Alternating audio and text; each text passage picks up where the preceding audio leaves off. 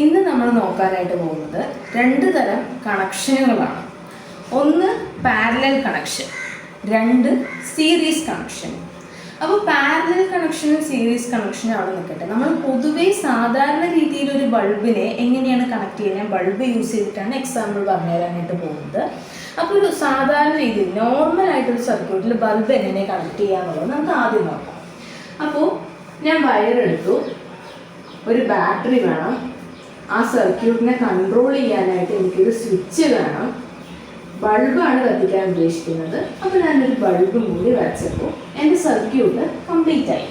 ഇനി ഈ സ്വിച്ച് ഇപ്പോൾ സർക്യൂട്ട് ഓപ്പൺ സർക്യൂട്ടാണ്, അതായത് സ്വിച്ച് ഓഫ് പൊസിഷനിലാണ് നിൽക്കുന്നത്. അതേ സ്ഥാനത്ത് ഞാൻ സർക്യൂട്ട് ക്ലോസ് ചെയ്താൽ സ്വിച്ച് ഓൺ ആക്കിയെന്ന് പറഞ്ഞാൽ എൻ്റെ ബൾബ് കത്തുകയും ചെയ്യും.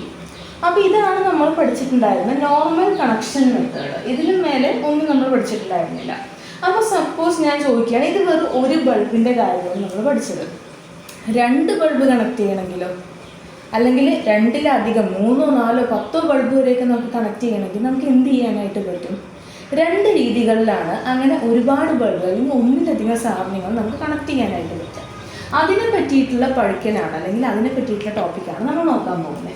അപ്പോൾ ഇതേ രീതിയിൽ വേണമെങ്കിൽ എനിക്ക് മറ്റൊരു ബൾബിനെ കൂടി കണക്ട് ചെയ്യാം, അല്ലേ? അപ്പോൾ ഞാൻ എന്ത് ചെയ്താൽ മതി, എൻ്റെ ബൾബിൻ്റെ മറ്റേ അറ്റത്ത് ഒരു ബൾബ് കൂടി വരച്ചു. എൻ്റെ ഒരേ വയറിൻ്റെ, ഞാൻ വെറും ഒറ്റ വയറാണ് എടുത്തിരിക്കുന്നത്, ആ ഒരു വയറിൽ തന്നെ ഞാൻ എന്ത് ചെയ്തു, രണ്ട് ബൾബും കണക്ട് ചെയ്തു. ഇപ്പോൾ നോക്കിക്കേ, ഇതേ കറണ്ടാണ്, ഈ ബാറ്ററിയിൽ നിന്നുള്ള അതേ കറണ്ട് തന്നെയാണ് ഈ രണ്ട് ബൾബിലൂടെയും കയറി ഇറങ്ങുന്നത്, അല്ലേ? ഒന്നാലോചിച്ച് നോക്കിയേ, ഈ പോസിറ്റീവിൽ നിന്നാണ് കറണ്ട് പോവുക. അപ്പോൾ പോസിറ്റീവ് അത് ഇങ്ങോട്ട് കറണ്ട് കയറുന്നു, കറണ്ട് മുകളിലേക്ക് പോകുന്നു, കറണ്ട് ഇതുവഴി പോകുന്നു, ആദ്യം ഈ ബൾബിലേക്ക് കയറുന്നു, അതിനുശേഷം നേരെ അടുത്ത ബൾബിലേക്ക് കയറുന്നു.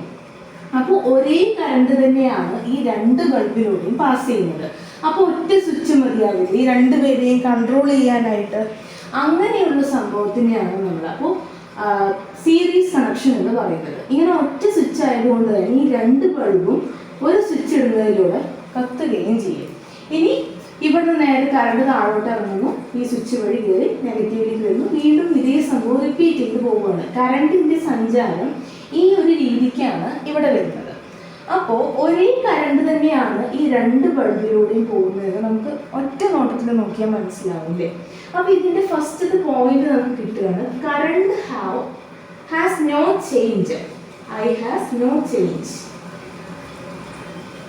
ഐ എന്ന് പറഞ്ഞാൽ ഇനി അടുത്തത് നമുക്ക് വിൻ്റെയും ആറിൻ്റെയും കാര്യമാണ് അറിയേണ്ടത്, അല്ലേ? കറണ്ടിനെ പറ്റി അറിഞ്ഞു കഴിഞ്ഞാൽ പിന്നെ വോൾട്ടേജിനും റെസിസ്റ്റൻസിനും എന്ത് സംഭവിക്കുന്നു എന്നുള്ളതാണ് നമുക്കറിയേണ്ട അടുത്ത രണ്ട് പോയിന്റുകൾ.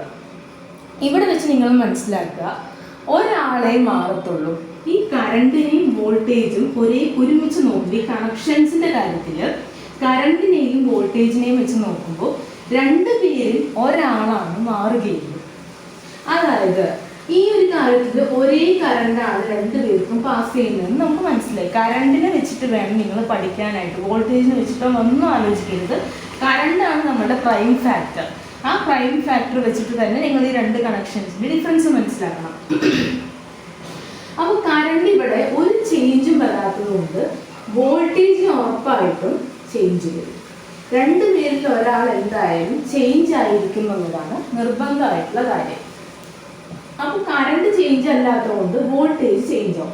സപ്പോസ് 6 വോൾട്ട് ആണ് ഉണ്ടായിരുന്നത്, അതായത് ഈ ഒരു ബാറ്ററിയിൽ നമുക്ക് 6 വോൾട്ടേജ് കറണ്ടാണ് കിട്ടുന്നതെങ്കിൽ ആ 6 വോൾട്ടേജ് എന്നുള്ളത് ഇവിടെ സ്പ്ലിറ്റ് ആയി പോകും. ഇതിന് 3 വോൾട്ടേജ് കിട്ടും, ഇതിന് 3 വോൾട്ടേജ് കിട്ടും.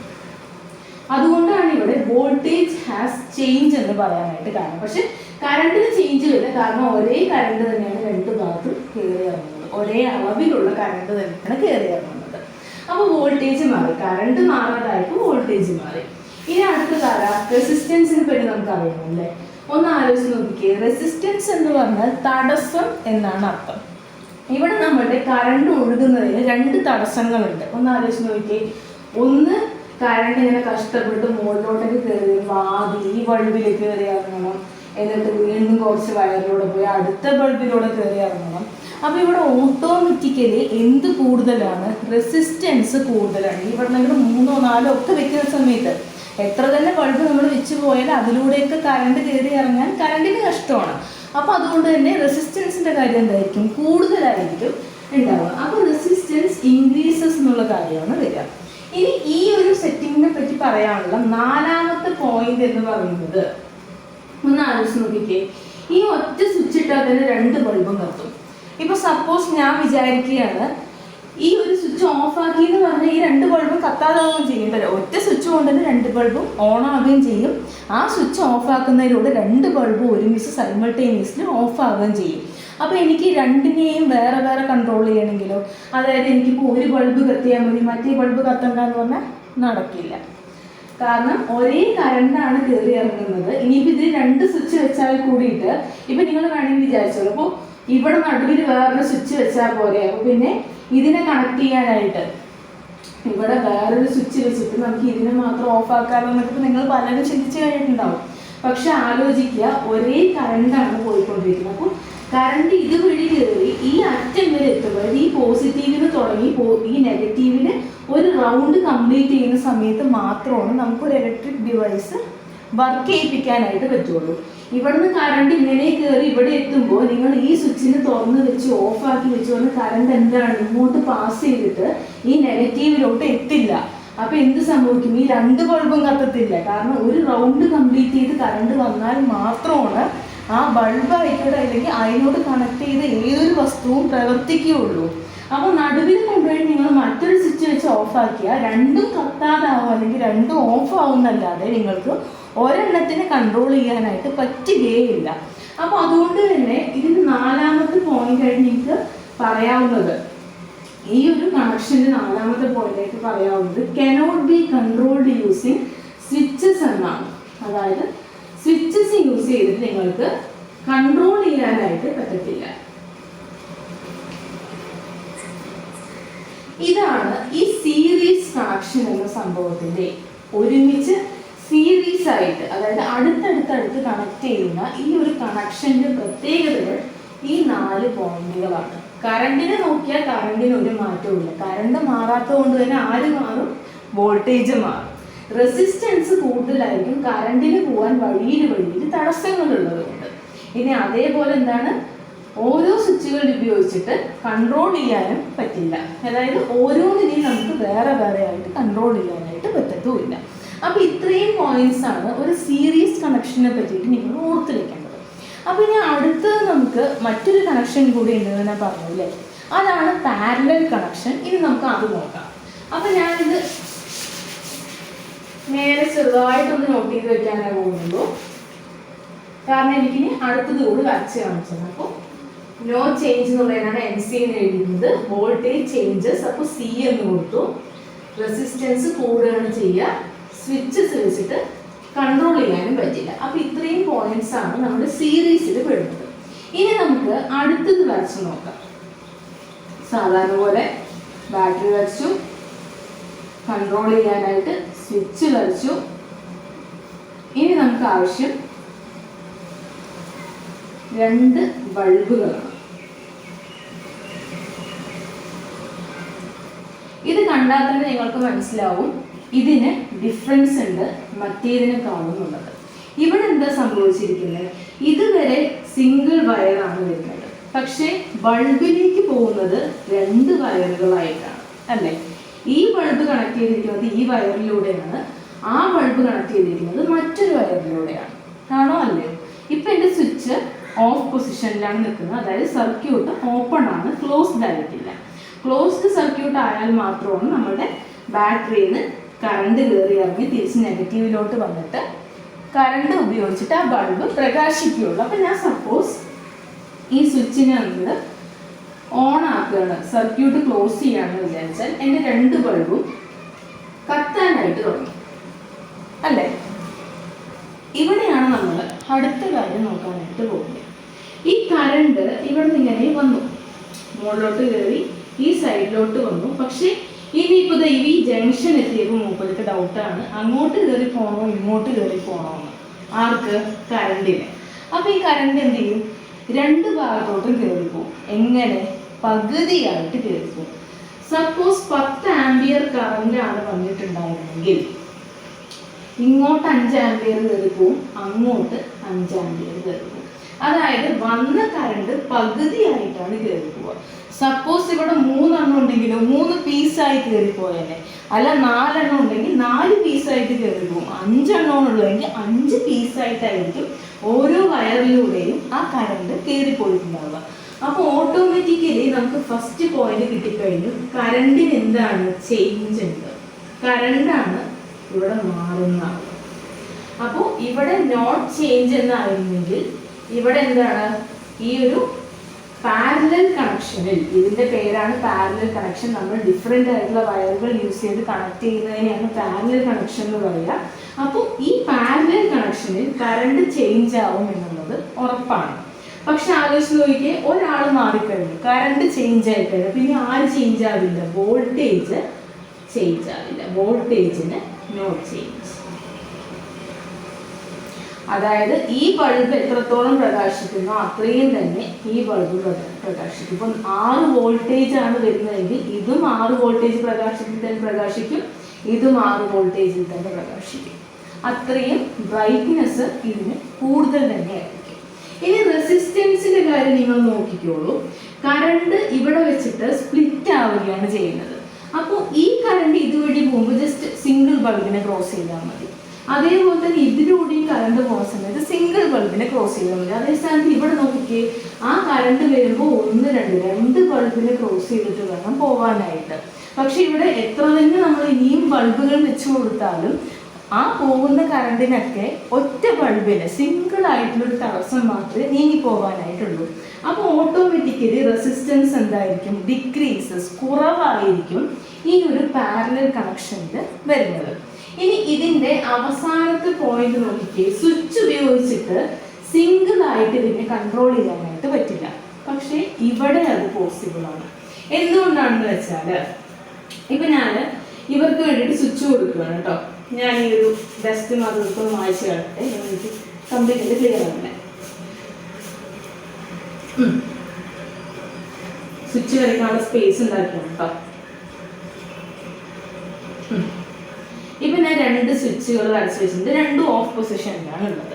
ഇപ്പൊ സപ്പോസ് എനിക്ക് ഈ ഒറ്റ ബൾബിനെ പ്രകാശിപ്പിച്ചാൽ മതി, ഇത് മാത്രം ഓൺ ആക്കിയാൽ മതി എന്നാണ് ഞാൻ വിചാരിക്കുന്നതെങ്കിൽ ഞാൻ ആ സർക്യൂട്ടിനെ ക്ലോസ് ചെയ്തു, അഥവാ സ്വിച്ചിനെ ഓൺ ആക്കി വിട്ടു. ഇനിയിപ്പോൾ നിങ്ങൾ നോക്കിക്കോളൂ, ഈ പോസിറ്റീവിൽ നിന്ന് കറണ്ട് വരുന്നു, മുകളിലേക്ക് കയറുന്നു, മുകളിലോട്ട് കയറി പോകേണ്ട ആവശ്യമില്ല. കാരണം ഇവിടെ എന്താ, സ്വിച്ച് ഇതാണ്. ഇവിടേക്ക് ഹാഫ് പോയി നോക്കും, പക്ഷെ ഇവിടെ എത്തുമ്പോൾ കറണ്ട് എന്താ, സ്റ്റോപ്പ് ആവും. ബാക്കി ഇങ്ങോട്ട് തന്നെ കയറി പോകും. അപ്പോൾ ഈ ബൾബ് കറക്റ്റായിട്ട് കത്തും. എന്നിട്ട് തിരിച്ച് കറണ്ട് ഇതുവഴി ഇറങ്ങുന്നു, ഈ സ്വിച്ച് വഴി കയറുന്നു, നെഗറ്റീവിലോട്ട് എത്തി. അപ്പോൾ ഈ ബൾബ് നമുക്ക് കത്താനായിട്ട്, അല്ലെങ്കിൽ ഈ ബൾബ് നമുക്ക് പ്രകാശിപ്പിക്കാനായിട്ട് പറ്റും. ഇനിയിപ്പോൾ സപ്പോസ് നിങ്ങൾക്ക് ഇത് വേണ്ട, ഈ ബൾബാണ് പ്രകാശിക്കേണ്ടതെന്ന് വിചാരിച്ചപ്പോൾ ഞാൻ ഈ സ്വിച്ച് ഓൺ ആക്കി, ഈ സർക്യൂട്ട് ക്ലോസ് ചെയ്താൽ കറണ്ട് ഇങ്ങനെ വരുന്നു, മുകളിലോട്ട് കയറി പോകുന്നു, ഈ ബൾബിലൂടെ കയറി ഇറങ്ങി നെഗറ്റീവിലോട്ട് എത്തി. പക്ഷെ ഇവിടെ അത് പോസിബിൾ അല്ല, കാരണം രണ്ടും ഒറ്റ വയറിലാണ് ഇരിക്കുന്നത്. പക്ഷെ ഇവിടെ എന്ന് പറഞ്ഞാൽ ഇൻഡിവിജ്വലി നമുക്ക് ഏതൊരു ബൾബിനെയും കൺട്രോൾ ചെയ്യാനായിട്ട് പറ്റും. അപ്പോൾ ഇൻഡിവിജ്വൽ കൺട്രോളിങ് ഈസ് പോസിബിൾ. സ്വിച്ചുകൾ ഉപയോഗിച്ച് ഇൻഡിവിജ്വൽ ആയിട്ട് ഇവർ ഓരോരുത്തരെയും കൺട്രോൾ ചെയ്യാനായിട്ട് നമുക്ക് പറ്റും. ഇത് തന്നെയാണ് ഈ പാരലൽ കണക്ഷൻ്റെയും ഈ സീരീസ് കണക്ഷൻ്റെയും മെയിൻ ആയിട്ടുള്ള ഡിഫറൻസ് എന്ന് പറയുന്നത്. ഇതിൽ ഈ ഒരു സീരീസിൻ്റെ മാത്രം പഠിച്ചു വെച്ചാൽ, അല്ലെങ്കിൽ ഈ ഒരു പാരലലിൻ്റെ മാത്രം പഠിച്ചു വെച്ചാൽ അതിൻ്റെ നേരെ ഓപ്പോസിറ്റ് ആണ് അടുത്ത ആൾ എന്നുള്ള കാര്യം മാത്രം ഒന്ന് ഓർത്ത് വെച്ചാൽ മതി. അടുത്ത ഹിൻഡ് പോയിന്റ് എന്ന് പറഞ്ഞാൽ കറണ്ടാണ് ചേഞ്ച് ചെയ്യുന്നതെങ്കിൽ വോൾട്ടേജ് ചേഞ്ച് ചെയ്യില്ല. ഇനി വോൾട്ടേജ് ആണ് ചേഞ്ച് ചെയ്യുന്നതെങ്കിൽ കറണ്ട് ചേഞ്ച് ചെയ്യില്ല. അങ്ങനെ അവർ രണ്ടുപേരും റിലേറ്റഡ് ആണെന്നുള്ള ഒരു ഹിൻഡ് കൂടിയിട്ട് നിങ്ങൾ ഓർത്ത് വെച്ചാൽ ഈ ഒരു പ്രോബ്ലംസ് ഒക്കെ സോൾവ് ആയി. ഇനി നമുക്ക് മനസ്സിലാക്കേണ്ട അടുത്ത കാര്യം എന്ന് പറഞ്ഞാൽ റെസിസ്റ്റൻസിനാണ് ഒരു ഭാഗത്ത് കൂടും ഒരു ഭാഗത്ത് കുറയും എന്നുള്ള കാര്യം വന്നിരിക്കുന്നത്. ഇപ്പോൾ സീരീസ് കണക്ഷൻ ആണെങ്കിൽ റെസിസ്റ്റൻസ് എന്താ, ഇൻക്രീസസ് ആണ്. ഇനി അതേപോലെ പാരലൽ കണക്ഷൻ ആണെന്നുണ്ടെങ്കിൽ റെസിസ്റ്റൻസ് ഡിക്രീസ് ആണ്. അപ്പോൾ നമുക്ക് കറണ്ട് കണ്ടുപിടിക്കണമെന്നുണ്ടെങ്കിൽ നമ്മൾ എന്ത് ചെയ്താൽ മതി, അമ്മീറ്റർ കൊണ്ടുപോയി വെച്ച് നോക്കിയാൽ നമുക്ക് കറണ്ടിൻ്റെ കാര്യം അറിയും. ഇനി വോൾട്ടേജ് അറിയണമെങ്കിൽ വോൾട്ട് മീറ്റർ കൊണ്ട് കണക്ട് ചെയ്ത് നോക്കിയാൽ വോൾട്ടേജ് എത്രയാണെന്ന് അറിയും. പക്ഷെ നമുക്ക് എന്തറിയണമെങ്കിൽ, അതായത് ടോട്ടലായിട്ട് എത്ര റെസിസ്റ്റൻസ് ആണ് ഒരു സീരീസിലൂടെ കിട്ടുന്നത്, അല്ലെങ്കിൽ ടോട്ടലായിട്ട് എത്ര റെസിസ്റ്റൻസ് ആണ് ഒരു പാരലൽ സർക്യൂട്ടിലുള്ളത് എന്നൊക്കെ നമുക്ക് മനസ്സിലാക്കണമെങ്കിൽ അതിനായിട്ട് നമുക്ക് പുതിയ ഇക്വേഷൻ പഠിക്കേണ്ടതായിട്ടുണ്ട്. അപ്പോൾ ആദ്യം നമുക്ക് സീരീസിൻ്റെ നോക്കാം. അപ്പോൾ സീരീസ് കണക്ഷൻ ഇങ്ങനെയായിരുന്നു എന്നുള്ളത് നിങ്ങൾക്ക് മനസ്സിലായി. ഇതായിരുന്നു നമ്മുടെ സീരീസ് കണക്ഷൻ. അപ്പോൾ ഇവിടെ ഒരു റെസിസ്റ്റൻസ് ഫോം ആയിട്ടുണ്ടാവും അല്ലേ, അതായത് ആദ്യം കറണ്ട് ഇങ്ങോട്ട് കയറി വന്നപ്പോൾ ഇവിടെ ഒരു റെസിസ്റ്റൻസ് ഫോം ആയിട്ടുണ്ടാവും. അതിനെ ഞാൻ R1 എന്ന് വിളിച്ചു. ഇനി ഇവിടെ രണ്ടാമത്തെ ബൾബിലൂടെ കയറിയ സമയത്ത് ഒരു റെസിസ്റ്റൻസ് ഫോം ആയിട്ടുണ്ടാവും, അതിനെ ഞാൻ R2 എന്ന് വിളിച്ചു. ഇനി മൊത്തം സർക്യൂട്ടിൽ എത്ര റെസിസ്റ്റൻസ് ഉണ്ടെന്ന് ചോദിച്ചാൽ എന്ത് ചെയ്താൽ മതി, ഈ R1നെയും R2വിനെയും കൂടി പ്ലസ് ചെയ്ത് കൊടുത്താൽ മതി അല്ലേ. അപ്പോൾ ആറിനെയാണ് ഞാൻ ടോട്ടൽ റെസിസ്റ്റൻസ് ഞാൻ R എന്ന് വിളിച്ചു. അപ്പോൾ ആ ടോട്ടൽ റെസിസ്റ്റൻസ് കിട്ടാനായിട്ട് R1 + R2 ചെയ്താൽ മതി. ഇനിയിപ്പോൾ സപ്പോസ് മൂന്നാമതൊരു ബൾബ് ഉണ്ടായിരുന്നെങ്കിലോ R3 പറഞ്ഞ റെസിസ്റ്റൻസ് വന്നിട്ടുണ്ടാവും അല്ലേ. അപ്പോൾ ടോട്ടൽ റെസിസ്റ്റൻസ് കിട്ടാൻ എന്ത് ചെയ്താൽ മതി, R1ൻ്റെയും R2ൻ്റെയും കൂടെ R3 കൂട്ടുക. എത്ര ബൾബുകളുണ്ടോ അത്രയും റെസിസ്റ്റൻസ് വന്നു. അപ്പോൾ അത്രയും റെസിസ്റ്റൻസുകളിൽ നമ്മൾ കൂട്ടി പോയാൽ ടോട്ടൽ റെസിസ്റ്റൻസ് കിട്ടുന്നതാണ് ഇവിടുത്തെ പോയിന്റ്. അപ്പോൾ പൊതുവേ രണ്ടെണ്ണമാണ് നിങ്ങൾക്ക് കാണിച്ചു തരാറുള്ളൂ, എക്സാമിന് വരാറുള്ളൂ. അപ്പോൾ ഇത് പഠിച്ചാൽ മതി. എങ്ങനെയാണ് ഒരു സീരീസ് കണക്ഷനിലുള്ള ടോട്ടൽ റെസിസ്റ്റൻസ് കണ്ടുപിടിക്കുക എന്ന് പറഞ്ഞാൽ ആ സിംഗിൾ ആയിട്ട് തന്നിരിക്കുന്ന റെസിസ്റ്റൻസുകളിനെ കൂട്ടിയാൽ മാത്രം മതി. ഇനി നമുക്ക് അടുത്തത് നോക്കാം, പാരലൽ കണക്ഷൻ്റെ നോക്കാം. പാരലൽ കണക്ഷൻ്റെ കണ്ടുപിടിക്കാനായിട്ട് നിങ്ങൾക്ക് ഇത് ഡിഫറെൻ്റ് ആയിട്ടുള്ളതാണ് തന്നിരിക്കുന്നത്. അതായത് 1/R1 + 1/R2 എന്നൊരു ഫോർമുല ആയിരിക്കും നിങ്ങൾക്ക് തന്നിട്ടുണ്ടാവുക. ഇനി സപ്പോസ് മൂന്നാമതൊരു ഫോർമുല ഉണ്ടെങ്കിൽ 1/R3 എന്ന് തരും, നാലാമതൊരു ഫോർമുല ഉണ്ടെങ്കിൽ 1/R4 എന്ന് തരും. അങ്ങനെ ഇത് പോയിക്കൊണ്ടിരിക്കും. അപ്പോൾ ഇത് നിങ്ങൾക്ക് അവിടെ സ്ട്രെയിറ്റ് ഡയറക്റ്റ് ആയിട്ടൊരു ഫോർമുല തന്നിട്ടുണ്ട്. അത് മറ്റൊന്നുമല്ല, നിങ്ങൾക്ക് ഇതൊരു ഫ്രാക്ഷനാണ് തന്നിരിക്കുന്നതെന്നുള്ളത് നിങ്ങൾക്ക് ഒറ്റ നോട്ടത്തിൽ കണ്ടാൽ മനസ്സിലായിട്ടുണ്ടാവില്ല. അപ്പോൾ രണ്ട് ഫ്രാക്ഷൻസ് നമ്മൾ എങ്ങനെ പ്ലസ് ചെയ്യുക, ക്രോസ് മൾട്ടിപ്ലിക്കേഷൻ ഉള്ളത്. അപ്പോൾ നിങ്ങൾക്ക് വേണമെങ്കിൽ ഇത് ക്രോസ് ചെയ്ത് നോക്കുമ്പോൾ നമുക്ക് ഓട്ടോമാറ്റിക്കലി അവിടെ കൊടുത്തിരിക്കുന്ന ആ ഫോർമുല കുട്ടിയുടെ 1/R എന്നാണ് കേട്ടോ, തെറ്റിപ്പോയില്ല. അപ്പോൾ 1/R = 1/R1 + 1/R2 എന്നാണ് കൊടുക്കുക. അപ്പോൾ ഇതിനെ അവർ ചെയ്തിരിക്കുന്നത് എന്താണെന്ന് വെച്ചാൽ ക്രോസ് മൾട്ടിപ്ലിക്കേഷൻ ചെയ്തിരിക്കുകയാണ്. അപ്പോൾ R2 + R1/R1 × R2 ഒന്നും എഴുതിയില്ലെങ്കിൽ ഇൻറ്റു ഉണ്ടെന്നാണ് അർത്ഥം. അതുപോലെ 1 × R1നെയാണ് നമ്മുടെ R1 കൊടുത്തിരിക്കുന്നത്, 1 × R2 ആണ് R2 എന്നും കൊടുത്തിരിക്കുന്നത്. ഇനി 1/Rനെയാണ് നമുക്കിവിടെ R2 + R1/R2 എന്ന് കൊടുത്തിരിക്കുന്നത്. അപ്പോൾ ഇതിൽ നിന്ന് ടോട്ടൽ റെസിസ്റ്റൻസ് കിട്ടണമെങ്കിൽ ഇതിൻ്റെ റെസിപ്രോക്കൽ എടുക്കണം. അതായത് 1/Rനെ R/1 എന്നാക്കണം. അപ്പോൾ ഒരു സൈഡ് മാത്രമായിട്ട് നമുക്ക് ചേഞ്ചസ് വരുത്താൻ പറ്റില്ല. അതുകൊണ്ട് തന്നെ ലെഫ്റ്റ് സൈഡ് നമ്മൾ ചേഞ്ച് ചെയ്യുമ്പോൾ റൈറ്റ് സൈഡും ചേഞ്ച് ചെയ്യുന്നു. അപ്പോൾ R1/R2/R1 + R2 എന്നായിട്ട് ഈ ഒരു ഫോർമുല മാറും. നിങ്ങൾ ഇത്രയും ഒന്നും ചിന്തിക്കേണ്ട ആവശ്യമില്ല. ചിലപ്പോൾ നിങ്ങൾ ടീച്ചർമാരും ഈ ഫോർമുലയും ഈ കാര്യങ്ങളും ഈ സ്റ്റെപ്സ് ഒക്കെ പറഞ്ഞു തന്നിട്ടുണ്ടാവും. ദയവ് ചെയ്ത് ഇതൊന്നും ആലോചിക്കേണ്ട. നിങ്ങളോട് സീരീസ് കണക്ഷൻ്റെ ആണ് റെസിസ്റ്റൻസ് കണ്ടുപിടിക്കാൻ പറ്റുന്നെങ്കിൽ R = R1 + R2 എന്ന് ഓർക്കുക. ഇനി പാരലലിറ്റി ആണ് കണ്ടുപിടിക്കാൻ പറഞ്ഞിരിക്കുന്നതെങ്കിൽ R = R1R2/R1 + R2. Direct formula ആയിട്ട് ഓർത്ത് വെച്ചാൽ മതി. കഷ്ടമുള്ള ടോപ്പിക്കേ അല്ല, നിങ്ങൾക്ക് ഡീപ്പായിട്ട് പഠിക്കേണ്ട ആവശ്യമില്ല. അപ്പോൾ ഇത് മാത്രം ഓർക്കുക, R = R1R2/R1 + R2. Direct formula ആയിട്ട് പഠിച്ചു വെച്ചാൽ മതി. ഇതിൻ്റെ കൂടെ നിങ്ങൾ ഇനി ഒന്നും തന്നെ തലയിട്ടുടയ്ക്കാനോ ചിന്തിക്കാനോ ഒന്നിനും പോകണ്ട. ഇത്രയും മാത്രം ഓർത്ത് വയ്ക്കുക. നിങ്ങളോട് ഒരിക്കലും ഡിറൈവേഷൻ ചോദിക്കില്ല. നിങ്ങൾ ടീച്ചർമാർ ഇനിയിപ്പോൾ നേരത്തെ എഴുതിയ സ്റ്റെപ്സൊക്കെ പറഞ്ഞു തന്നിട്ടുണ്ടെങ്കിൽ കൂടി മറന്നു കളഞ്ഞിരിക്കുക, ആവശ്യം വരില്ല. അതുകൊണ്ടാണ്. ഇനി നമുക്ക് ഈ ഒരു റെസിസ്റ്റൻസിനെ ബേസ് ചെയ്തിട്ടുള്ള, അതായത് സീരീസ് കണക്ഷൻ്റെയും പാരലൽ കണക്ഷൻ്റെയും റെസിസ്റ്റൻസിനെ ബേസ് ചെയ്തുകൊണ്ട് 2 ക്വസ്റ്റ്യൻസ് നിങ്ങൾ ടെക്സ്റ്റിൽ കൊടുത്തിട്ടുണ്ട്. അതാണ് ചെയ്ത് നോക്കാൻ പോകുന്നത്. അപ്പോൾ പേജ് നമ്പർ 17 ഒരു ക്വസ്റ്റ്യൻ തന്നിട്ടുണ്ട്. അതിൽ 4 ഓമും 2 ഓമും തന്നിട്ടുണ്ട്, നമ്മളുടെ R1ഉം R2ഉമായിട്ട്. അപ്പോൾ R1 ആയിട്ട് ഞാൻ 4 ഓം എടുത്തു, R2 ആയിട്ട് 2 ഓം എടുത്തു. ക്വസ്റ്റ്യൻ നിങ്ങൾ ടെക്സ്റ്റ് നോക്കി എടുക്കുക. ഇനി അതിൻ്റെ ഇടയിലുള്ള പൊട്ടൻഷ്യൽ ഡിഫറൻസ് എന്ന് പറയുന്നത്, അല്ലെങ്കിൽ വോൾട്ടേജ് എന്ന് പറയുന്നത് 6 വോൾട്ട് ആണെന്നും പറഞ്ഞിട്ടുണ്ട്. അപ്പോൾ V = 6 വോൾട്ട്. ഇത്രയും കാര്യങ്ങൾ തന്നിട്ടുണ്ട്. അത് സീരീസ് കണക്ഷൻ ആയിട്ടാണ് കണക്ട് ചെയ്തിരിക്കുന്നതെന്നും പറഞ്ഞിട്ടുണ്ട്. അവരുടെ ചോദ്യം ഇതാണ്, ഇതിൻ്റെ കറണ്ട് എത്രയാണെന്നാണ് പക്ഷെ കണ്ടുപിടിക്കാനായിട്ട് ചോദിച്ചിരിക്കുന്നത്. അപ്പോൾ കറണ്ട് എത്രയാണെന്നുള്ളതാണ് ക്വസ്റ്റ്യൻ.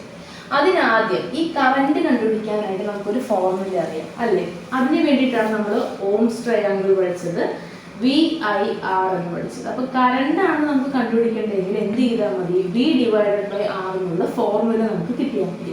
പക്ഷെ ഇവിടെ R1ഉം R2ഉം ആണ് ഉള്ളത്, R നമ്മുടെ കയ്യിലില്ല. അപ്പോൾ ഫസ്റ്റ് സ്റ്റെപ്പായിട്ട് നമ്മൾ എന്ത് കണ്ടുപിടിക്കണം? R എന്താണെന്നുള്ളത് കണ്ടുപിടിക്കണം. അപ്പോൾ R = R1 + R2. എന്തുകൊണ്ട്? സീരീസ് കണക്ഷൻ ആയതുകൊണ്ട്. അപ്പോൾ R = 4 + 2 6 Ω. ഇതാണ് ടോട്ടൽ R. ഇനി I കണ്ടുപിടിക്കാൻ വേണ്ടി എന്ത് ചെയ്താൽ മതി? V/R എന്നൊരു ഫോർമുല കൊടുക്കുക. Vയും 6 ആണ്, ഇപ്പൊ കണ്ടുപിടിച്ച Rഉം 6 ആണ്. അപ്പോൾ കറണ്ട് എന്ന് പറയുന്നത് 1 ആംപിയർ ആണെന്ന് ചുരുക്കാം. ഇനി അടുത്ത ക്വസ്റ്റ്യൻ നോക്കാം. ഇനി അടുത്ത പേജ് നമ്പർ 18 കൊടുത്തിരിക്കുന്ന ഒരു ക്വസ്റ്റ്യനിൽ R1 12 Ω ആണെന്ന് തന്നിട്ടുണ്ട്, R2 4 Ω ആണെന്നും വോൾട്ടേജ് 12 ആണെന്നും പാരലൽ ആയിട്ടാണ് കണക്ഷൻ ചെയ്തിരിക്കുന്നതെന്നും കറണ്ട് എത്രയാണെന്നും ചോദിച്ചിട്ടുണ്ട്. അപ്പോൾ കറണ്ട് കിട്ടണമെങ്കിൽ നമുക്ക് V/R ആണ് ഫോർമുല എന്ന് മനസ്സിലായി. അപ്പോൾ R എത്രയാണെന്നുള്ളത് കണ്ടുപിടിക്കണം. ടോട്ടൽ റെസിസ്റ്റൻസ് ആയിട്ടുള്ള R, കാരണം ഇവിടെ R1 R2 ആണ് നിൽക്കുന്നത്. പാരലൽ ആയിട്ട് കണക്ട് ചെയ്തുകൊണ്ട് തന്നെ R1 R2/R1 + R2 എന്നുള്ള ഫോർമുലയിലാണ് നമുക്ക് ഇതിൻ്റെ ആൻസർ കിട്ടുള്ളൂ. അപ്പോൾ നമുക്ക് ചെയ്ത് നോക്കാം. അപ്പോൾ 12 × 4/12 + 4 എന്നാണ് വരിക. അതായത് 48/16 ചെയ്യുമ്പോൾ ആൻസർ നമുക്ക് 3 ആണ് കിട്ടുക. അപ്പോൾ ഇവിടെ വോൾട്ടേജ് നമുക്ക് 12 ആണ് തന്നിട്ടുണ്ട്, റെസിസ്റ്റൻസ് നമ്മളിപ്പോൾ 3 ആണെന്നുള്ളത് കണ്ടുപിടിച്ചു. ഇവിടെ 3 Ω ആണ് കേട്ടോ, 3 ആണെന്ന് കണ്ടുപിടിച്ചു. അപ്പോൾ 4 ആംപിയർ ആണ് കറണ്ട്. ഇതാണ് അവർ കണ്ടുപിടിക്കാനായിട്ട് ചോദിച്ചിരിക്കുന്നത്. ഇനി നമ്മൾ നോക്കാൻ പോകുന്നത് സേഫ്റ്റി ഫ്യൂസ് എന്താണെന്നുള്ളതാണ്. ഇത്രയും നേരം നമ്മൾ സീരീസ് കണക്ഷനും പാരലൽ കണക്ഷനൊക്കെ പഠിച്ച സമയത്ത് റെസിസ്റ്റൻസിനെ പറ്റിയൊക്കെ മനസ്സിലാക്കിയില്ലേ? ഒരു സാധനത്തിലൂടെ, അതായത് ഒരു കേബിളിലൂടെയോ അല്ലെങ്കിൽ ഒരു വയറിലൂടെയോ എപ്പോഴാണോ കറണ്ട് പാസ് ചെയ്യുന്നത് ആ ഒരു നിമിഷം റെസിസ്റ്റൻസ് വരുന്നുള്ളത് നമുക്കറിയാം. റെസിസ്റ്റൻസ് കൂടുന്ന സമയത്ത് ചൂട് വരും, അതായത് ഒരുപാട് ഹീറ്റ് പ്രൊഡ്യൂസ് ആവും എന്നുള്ളത് നമ്മൾ പഠിച്ചു കഴിഞ്ഞതാണ്. അപ്പോൾ സത്യത്തിൽ ഒരു ഹീറ്റിംഗ് എഫക്റ്റിനെ, ജൂൾസ് ഹീറ്റിംഗ് എഫക്റ്റിനെ യൂസ് ചെയ്യുന്നൊരു സാധനമാണ് സേഫ്റ്റി ഫ്യൂസ് എന്ന് പറയുന്നത്. Safety fuse is a device that works on the heating effect of electric current. Electric current പോകുന്നതിലൂടെ ചൂടാവുന്ന ആ ഒരു പ്രിൻസിപ്പിളിനെ ഉപകാരത്തിലാക്കി മാറ്റിയിരിക്കുകയാണ് സേഫ്റ്റി ഫ്യൂസ് എന്ന് പറയുന്ന ഡിവൈസിൽ. ഫ്യൂസ് വയർ, ഈ ഒരു സേഫ്റ്റി ഫ്യൂസിനകത്തായിട്ട് ഒരു ചെറിയ വയറുണ്ട്. അതുണ്ടാക്കിയിരിക്കുന്നത് ടിന്നിൻ്റെയും ലെഡിൻ്റെയും അലോയ് ഉപയോഗിച്ചിട്ടാണ്. രണ്ട് ലോഹങ്ങൾ തമ്മിൽ മിക്സ് ചെയ്യുന്നതിനെയാണ് അലോയ് എന്ന് പറയാൻ നമുക്കറിയാം. അപ്പോൾ ആ അലോയ് ഉപയോഗിച്ചിട്ടാണ് സേഫ്റ്റി ഫ്യൂസിൻ്റെ വയർ നിർമ്മിച്ചിരിക്കുന്നത്. Fuse wire has a relatively low melting point. Relatively low melting point എന്ന് വെച്ചാൽ താഴ്ന്ന മെൽറ്റിംഗ് പോയിൻ്റ് ആണുള്ളത്, അതായത് ചെറിയ മെൽറ്റിംഗ് പോയിൻ്റ്. മെൽറ്റിംഗ് പോയിൻ്റ് എന്ന് പറഞ്ഞാൽ ഉരുകി പോവുക എന്നാണ് അർത്ഥം. അപ്പോൾ ഒരു ഇത്ര ചൂട് അതിന് അനുഭവപ്പെട്ട് കഴിഞ്ഞു എന്ന് പറഞ്ഞാൽ അത് ഉരുകും. അതിന് വിത്ത്സ്റ്റാൻഡ് ചെയ്യാൻ പറ്റുന്ന അല്ലെങ്കിൽ അതിന് അനുഭവിക്കാൻ പറ്റുന്ന ഒരളവ് ചൂടുണ്ട്. അതിനും മേലെ ചൂട് പ്രൊഡ്യൂസായി കഴിഞ്ഞാൽ അത് ഉരുകി പോകും എന്നുള്ളതാണ് കാര്യം. അതുകൊണ്ട് തന്നെ in each circuit the fuse wire should be used in accordance with the current flowing through it. അപ്പോൾ ഓരോ സർക്യൂട്ടുകളിലും ഈ ഫ്യൂസ് വയർ അല്ലെങ്കിൽ സേഫ്റ്റി ഫ്യൂസ് വെക്കുന്ന സമയത്ത് ആ സർക്യൂട്ടിന് ആവശ്യമായത് വെക്കണം, സർക്യൂട്ടിന് ആവശ്യമായ തരത്തിലുള്ള സേഫ്റ്റി ഫ്യൂസ് വെക്കണം എന്നാണ് പറയുന്നത്. അപ്പോൾ നിങ്ങൾക്ക് എന്തിനാണ് ഈ സേഫ്റ്റി ഫ്യൂസ് എന്നുള്ളത് ഇപ്പോൾ മനസ്സിലായിട്ടുണ്ടാവില്ല അല്ലേ? അതായത് ഇപ്പോൾ നമ്മളുടെ വീട്ടിലുള്ള ഉപകരണങ്ങളെല്ലാം തന്നെ ഓരോ സർക്യൂട്ടുകൾ വഴി കണക്ട് ചെയ്തിട്ടാണ് പ്രവർത്തിക്കുന്നത്. ഇപ്പോൾ നിങ്ങളൊരു സ്വിച്ച് ഇട്ടിട്ട് ഫാൻ ഓടുന്നതായിക്കോട്ടെ, അല്ലെങ്കിൽ നിങ്ങളുടെ വീട്ടിൽ സ്വിച്ച് ഇട്ടിട്ട് ഒരു ബൾബ് കത്തുന്നതായിക്കോട്ടെ, എല്ലാ സർക്യൂട്ടുകളാണ് അല്ലേ? അപ്പോൾ ഓരോ സർക്യൂട്ടുകളിലും നമ്മൾ പെട്ടെന്നൊരു നിമിഷത്തിൽ കറണ്ട് കൂടുതൽ കയറി വരാനായിട്ട് സാധ്യതയുണ്ട്. അപ്പോൾ ആ സ്വിച്ച് ഇട്ടത് ആരാണോ അല്ലെങ്കിൽ ആ അപ്ലയൻസ് നമ്മൾ കൈകാര്യം ചെയ്യുന്നത് ആരാണോ അവരുടെ ശരീരത്തിലേക്ക് ആ കറണ്ട് മുഴുവൻ കയറി ഷോക്ക് അടിക്കാനുള്ള ചാൻസുകൾ കൂടുതലാണ്. അങ്ങനെ ഒരു സാഹചര്യത്തിൽ ഈ ഫ്യൂസ് വയർ എങ്ങാനും ആ സർക്യൂട്ടിലുണ്ടെങ്കിൽ ആ കറണ്ട് കൂടുതലായിട്ട് വന്ന അപ്ലയൻസിലോട്ട് കയറുന്നത് ഈ ഫ്യൂസ് വയർ താണ്ടിയിട്ട് വേണം വരാനായിട്ട്. നമ്മുടെ ശരീരത്തിലേക്ക് എത്തണമെങ്കിൽ ഈ ഫ്യൂസ് വയർ താണ്ടിയിട്ട് വേണം കറണ്ട് വരാനായിട്ട്. പക്ഷേ ഇത്രയും കറണ്ട് വന്നാൽ അത്രയും റെസിസ്റ്റൻസ് കൂടുന്നത് കൊണ്ട് ചൂട് കൂടുതലായിരിക്കും എന്നുള്ളത് ഉറപ്പാണ്. അങ്ങനെ എന്ത് സംഭവിക്കും? ആ ഫ്യൂസ് വയർ ഉരുകിപ്പോയിട്ട് അവിടെ ഒരു ഗ്യാപ്പാണ് ഉണ്ടാവുക. അങ്ങനെ ഒരു ഗ്യാപ്പ് ഉണ്ടായി എന്ന് പറഞ്ഞാൽ പിന്നെ എങ്ങനെയാണ് കറണ്ട് ആ ഒരു ഗ്യാപ്പ് വഴി അടുത്ത സൈഡിലേക്ക് പോകുന്നത്? ഒരിക്കലും പറ്റില്ല. ആ വയർ അവിടെ കട്ടായ സ്ഥിതിയായിരിക്കും ഉണ്ടാവുക. അതോട് കൂടിയിട്ട് അത് ഹാൻഡിൽ ചെയ്യുന്നവർക്ക് ഷോക്ക് ഏൽക്കില്ല. ആ അപ്ലയൻസ് പിന്നീട് വർക്കാവില്ല. പിന്നെ ഫ്യൂസ് വയർ റീപ്ലേസ് ചെയ്താൽ മാത്രമാണ് നമുക്ക് വർക്കായി കിട്ടുള്ളൂ. അപ്പോൾ അതുകൊണ്ട് തന്നെ കറണ്ട് കൂടുതലടിച്ചിട്ട് അല്ലെങ്കിൽ ഷോക്ക് അടിച്ചിട്ട് മരിക്കാനുണ്ടാവുന്ന സാഹചര്യങ്ങളൊക്കെ നമുക്ക് മറികടക്കാനായിട്ട് ഈ സേഫ്റ്റി ഫ്യൂസ് കൊണ്ട് പറ്റും. ഇനി അതിനെ ബേസ് ചെയ്തിട്ടുള്ള കുറച്ച് ക്വസ്റ്റ്യൻസ് ആണ് താഴെ കൊടുത്തിരിക്കുന്നത്. നിങ്ങൾ എപ്പോഴും ശ്രദ്ധിക്കുക, ഫ്യൂസ് വയറിനെ പറ്റി ഏതൊരു കാര്യം ചോദിച്ചാൽ, ഈ സേഫ്റ്റി ഫ്യൂസിനെ പറ്റി എന്തൊക്കെ ചോദ്യം വന്നാലും it is made of alloy tin and lead എന്നുള്ളതും it has a low melting point എന്നുള്ളതുമാണ് ഏറ്റവും ഹയ്യസ്റ്റായിട്ട് വാല്യൂ ഉള്ള പോയിൻറ്റ്സ്. നിങ്ങൾ വേറെ എന്ത് തന്നെ കഥ എഴുതിയാലും, എന്തൊക്കെ ജീവൻ രക്ഷിക്കും അങ്ങനെ എങ്ങനെയെന്നൊക്കെ സ്റ്റോറി എഴുതി കൂട്ടിയാൽ നിങ്ങൾക്ക് മാർക്ക് കിട്ടില്ല. ഇത് 2 പോയിൻ്റാണ് ഏറ്റവും മെയിൻ. ഫ്യൂസ് വയർ അല്ലെങ്കിൽ സേഫ്റ്റി ഫ്യൂസ് എന്നൊരു ക്വസ്റ്റ്യൻ നിങ്ങൾ കണ്ട ആദ്യം തന്നെ ചാടി കയറി എഴുതേണ്ടത് ഈ 2 പോയിൻ്റാണ്. ബാക്കി എല്ലാ കഥ എഴുതലും അതിന് ശേഷം മാത്രം മതി. ഇനി ക്വസ്റ്റ്യൻസ് നോക്കുക. Which are the circumstances that cause high electric current leading to the melting of fuse wire? ഏതെല്ലാം സാഹചര്യങ്ങളിലാണ് ഇങ്ങനെ കറൻറ്റ് കൂടുതലായിട്ട് കയറി വന്നിട്ട് ഫ്യൂസ് വയർ ഉരുകാനുണ്ടാവുന്നത്?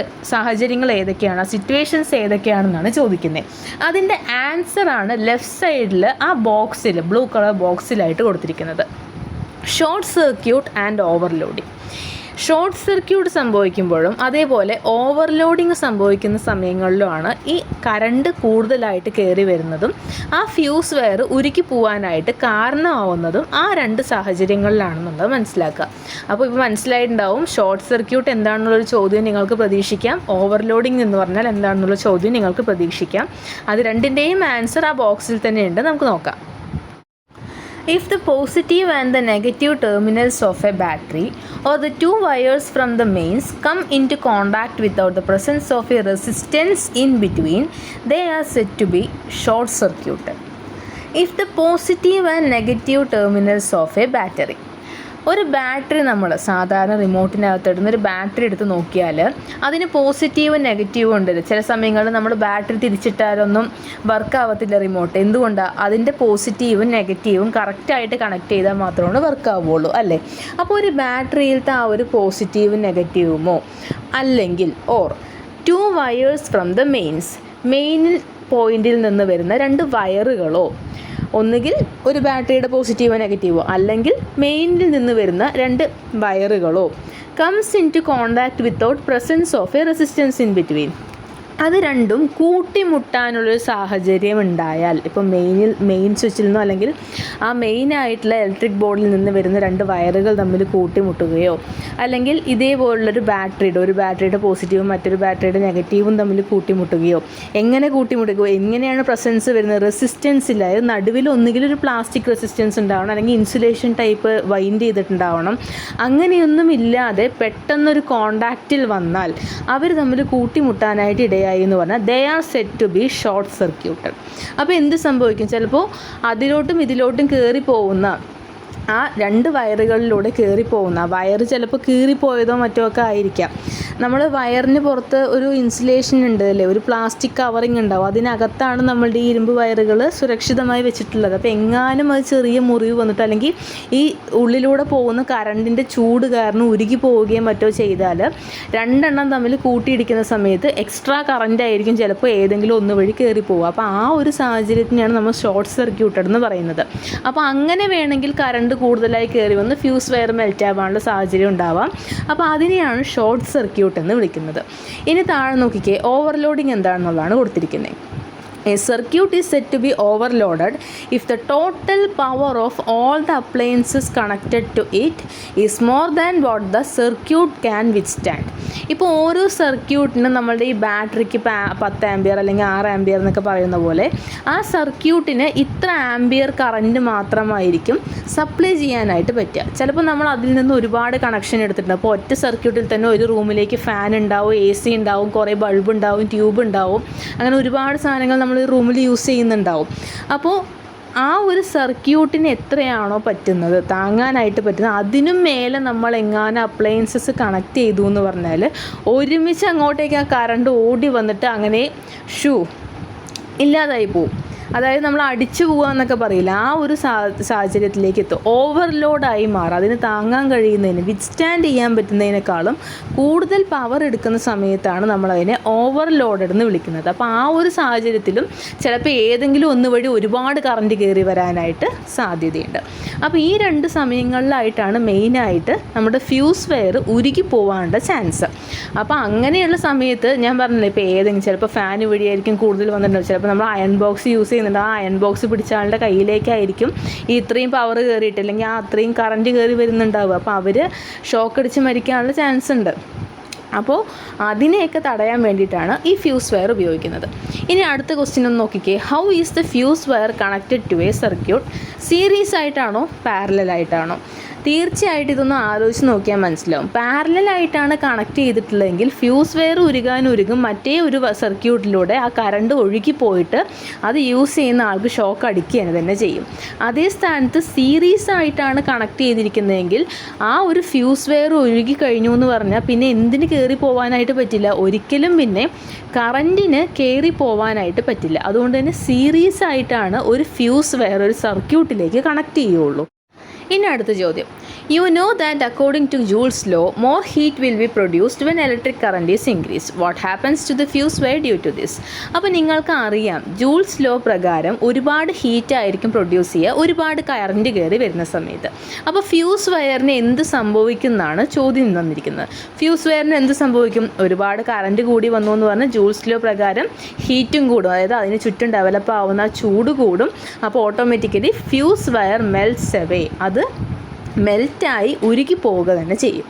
അടുത്ത ചോദ്യം. When heat is generated why does the fuse wire melt? അങ്ങനെ ചൂട് കൂടുന്ന സമയത്ത് എന്തുകൊണ്ടാണ് ഈ ഫ്യൂസ് വയർ ഉരുകി പോകുന്നത്? എന്തുകൊണ്ടാണ്? It is made of an alloy tin and lead. Lead ഉപയോഗിച്ചിട്ടും ലെഡിൻ്റെയും ടിന്നിൻ്റെയും അലോയ് വെച്ചിട്ടാണ് അത് ഉണ്ടാക്കിയിരിക്കുന്നത്. അതുപോരാതെ അതിന് എന്ത് കുറവാണ്? മെൽറ്റിംഗ് പോയിൻറ്റ് വെരി ലോ ആണ്. ചെറിയ ചൂടിൽ തന്നെ അത് ഉരുകി പോകുന്ന സ്വഭാവത്തിലുള്ള അല്ലെങ്കിൽ നേച്ചറിലുള്ള സാധനമാണ് ആ ഒരു അലോയ്. അതിന് ഒരുപാട് ചൂട് താങ്ങാണ്ട് ശക്തിയില്ല. അപ്പോൾ എന്തുകൊണ്ടാണ് ഉരുകി പോകുന്നതെന്ന് ചോദിച്ചാൽ it is made of tin and lead, it has a low melting point. അതുകൊണ്ടാണ് ഉരുകി പോകുന്നത്. അടുത്ത ചോദ്യം. When the fuse wire melts the circuit is broken. What happens to the current in the circuit? Fuse wire മെൽറ്റായി പോയാൽ, അതായത് ഉരുകിപ്പോയാൽ circuit broken ആയി, അതായത് സർക്യൂട്ട് ഓപ്പൺ സർക്യൂട്ടായി. ക്ലോസ്ഡ് സർക്യൂട്ടിലൂടെ മാത്രമാണ് കംപ്ലീറ്റ് ആയിട്ട് കറണ്ട് ഫ്ലോ ചെയ്യാൻ പറ്റുള്ളൂ. നിങ്ങൾ പഠിച്ചു കഴിഞ്ഞ കാര്യമാണ്. അപ്പോൾ കറൻറ്റിന് എന്ത് സംഭവിക്കുന്നതാണ് ചോദിക്കുന്നത്. കറൻറ്റ് എന്താണ്? കറൻറ്റിന് പിന്നീട് ഫ്ലോ ചെയ്യാനായിട്ട് പറ്റാത്ത, ഫ്ലോ ഓഫ് കറണ്ട് സ്റ്റോപ്സ്. പിന്നീട് അങ്ങോട്ടേക്ക് കറൻറ്റിന് ഫ്ലോ ചെയ്യാനായിട്ട് പറ്റില്ല. ഇനി അടുത്ത ചോദ്യം താഴെ കൊടുത്തിട്ടുണ്ട്. Why is the fuse used in a circuit called safety fuse? എന്തുകൊണ്ടാണ് ഒരു ഫ്യൂസിനെ സേഫ്റ്റി ഫ്യൂസ് എന്ന് വിളിക്കുന്നത് എന്നാണ് ചോദ്യം. അപ്പോൾ നമുക്ക് നോക്കാം. During the entire time of the passing of current through A circuit A small amount of heat is generated in the fuse wear. ഈ ഫ്യൂസ് വെയർ ഫ്യൂസിനകത്തുള്ളത് കൊണ്ട് തന്നെ സാധാരണഗതിയിലും അതിലൂടെ കറണ്ട് പോകുമ്പോൾ ഒരളവിന് ചൂട് അതിനകത്ത് ഉണ്ടാവുക തന്നെ ചെയ്യും, അല്ലേ? കൂടുതലായിട്ട് കറണ്ട് വരുന്ന സമയത്ത് മാത്രമല്ല, കറണ്ട് പോകുന്നുണ്ടോ അതിൻ്റെ ചുറ്റിലും എന്തും കൂടി ഉണ്ടാവും, അവിടെ റെസിസ്റ്റൻസ് ഉണ്ട്. അപ്പോൾ ആ റെസിസ്റ്റൻസ് കാരണം ഒരു ചൂട് ഉണ്ടാവുക തന്നെ ചെയ്യും. പക്ഷേ ഈ ഹീറ്റ് എന്ന് പറഞ്ഞാൽ this heat will be transmitted to the surroundings. പക്ഷെ അങ്ങനെ ഉണ്ടാവുന്ന സാധാരണ രീതിയിലുള്ള അതിന് താങ്ങാൻ പറ്റുന്ന, നമ്മുടെ ഫ്യൂസ് വയറിന് താങ്ങാൻ പറ്റുന്ന ആ ഒരു ചൂട് will be transmitted to the surroundings, നമ്മുടെ ചുറ്റുപാടിലേക്ക് വിടുകയാണ് പതിവ്. ഇപ്പോൾ നിങ്ങളൊന്ന് ആലോചിച്ച് നോക്കി, നല്ല ചൂടുള്ള പാത്രം നമ്മൾ പുറത്ത് കുറേ നേരം വെച്ചു എന്ന് പറഞ്ഞാൽ ഇത് ചൂട് പോകില്ല. എന്തുകൊണ്ടാണ്? അതിനകത്തുള്ള ആ ചൂട് മുഴുവനും ചുറ്റുപാടിലേക്ക് കൊടുത്തു വിട്ടു. അതുകൊണ്ടാണ് ആ ചൂട് കുറയുന്നത്. അപ്പോൾ അതേപോലെ തന്നെ ആ സമയത്ത് ആ ഫ്യൂസ് വയർ ഉരുകാൻ മാത്രമുള്ള ചൂട് വന്നിട്ടില്ല എന്നുണ്ടെങ്കിൽ ആ വരുന്ന ചൂട് മുഴുവൻ ചുറ്റുപാടിലേക്ക് കൊടുത്തു വിടുകയാണ് പതിവ്. പക്ഷേ when the current that flows into the circuit exceeds the permissible limit, പക്ഷേ ആ സർക്യൂട്ടിലൂടെ പോകുന്ന കറണ്ട് പെർമിസിബിൾ ലിമിറ്റിന്, അതായത് അതിന് താങ്ങാനും കഴിയുന്ന അളവിൽ നിന്ന് കൂടുന്ന സമയത്ത്, എക്സീഡ് ചെയ്യുന്ന സമയത്ത് the heat generated becomes excessive. അപ്പോൾ അതിലുണ്ടാവുന്ന ചൂട് എന്ന് പറയുന്നത് ഒരുപാട് അധികമായിരിക്കും, എക്സസീവ് ആയിരിക്കും. Since more heat is generated in unit time than the heat transmitted the fuse wear melts. അപ്പോൾ കൊടുക്കാൻ നമ്മൾ സാധാരണ ആ ചൂട് ഉണ്ട സമയത്ത് ഒരിത്ര കൊടുത്തു വരുന്നില്ലേ, സറൗണ്ടിങ്ങിലേക്ക് കൊടുക്കും, ചുറ്റുപാടിലേക്ക് കൊടുക്കും. അപ്പോൾ ആ കൊടുക്കാൻ പറ്റിയതിനേക്കാളും കൂടുതൽ ചൂടുണ്ടാവുമ്പോൾ ആ ഫ്യൂസ് വയർ എന്ത് ചെയ്യും, ഉരുകി പോകുമെന്നാണ് പറയുന്നത്. Safety fuse is A device which protects us and the appliances from danger when an excess current flows through the circuit.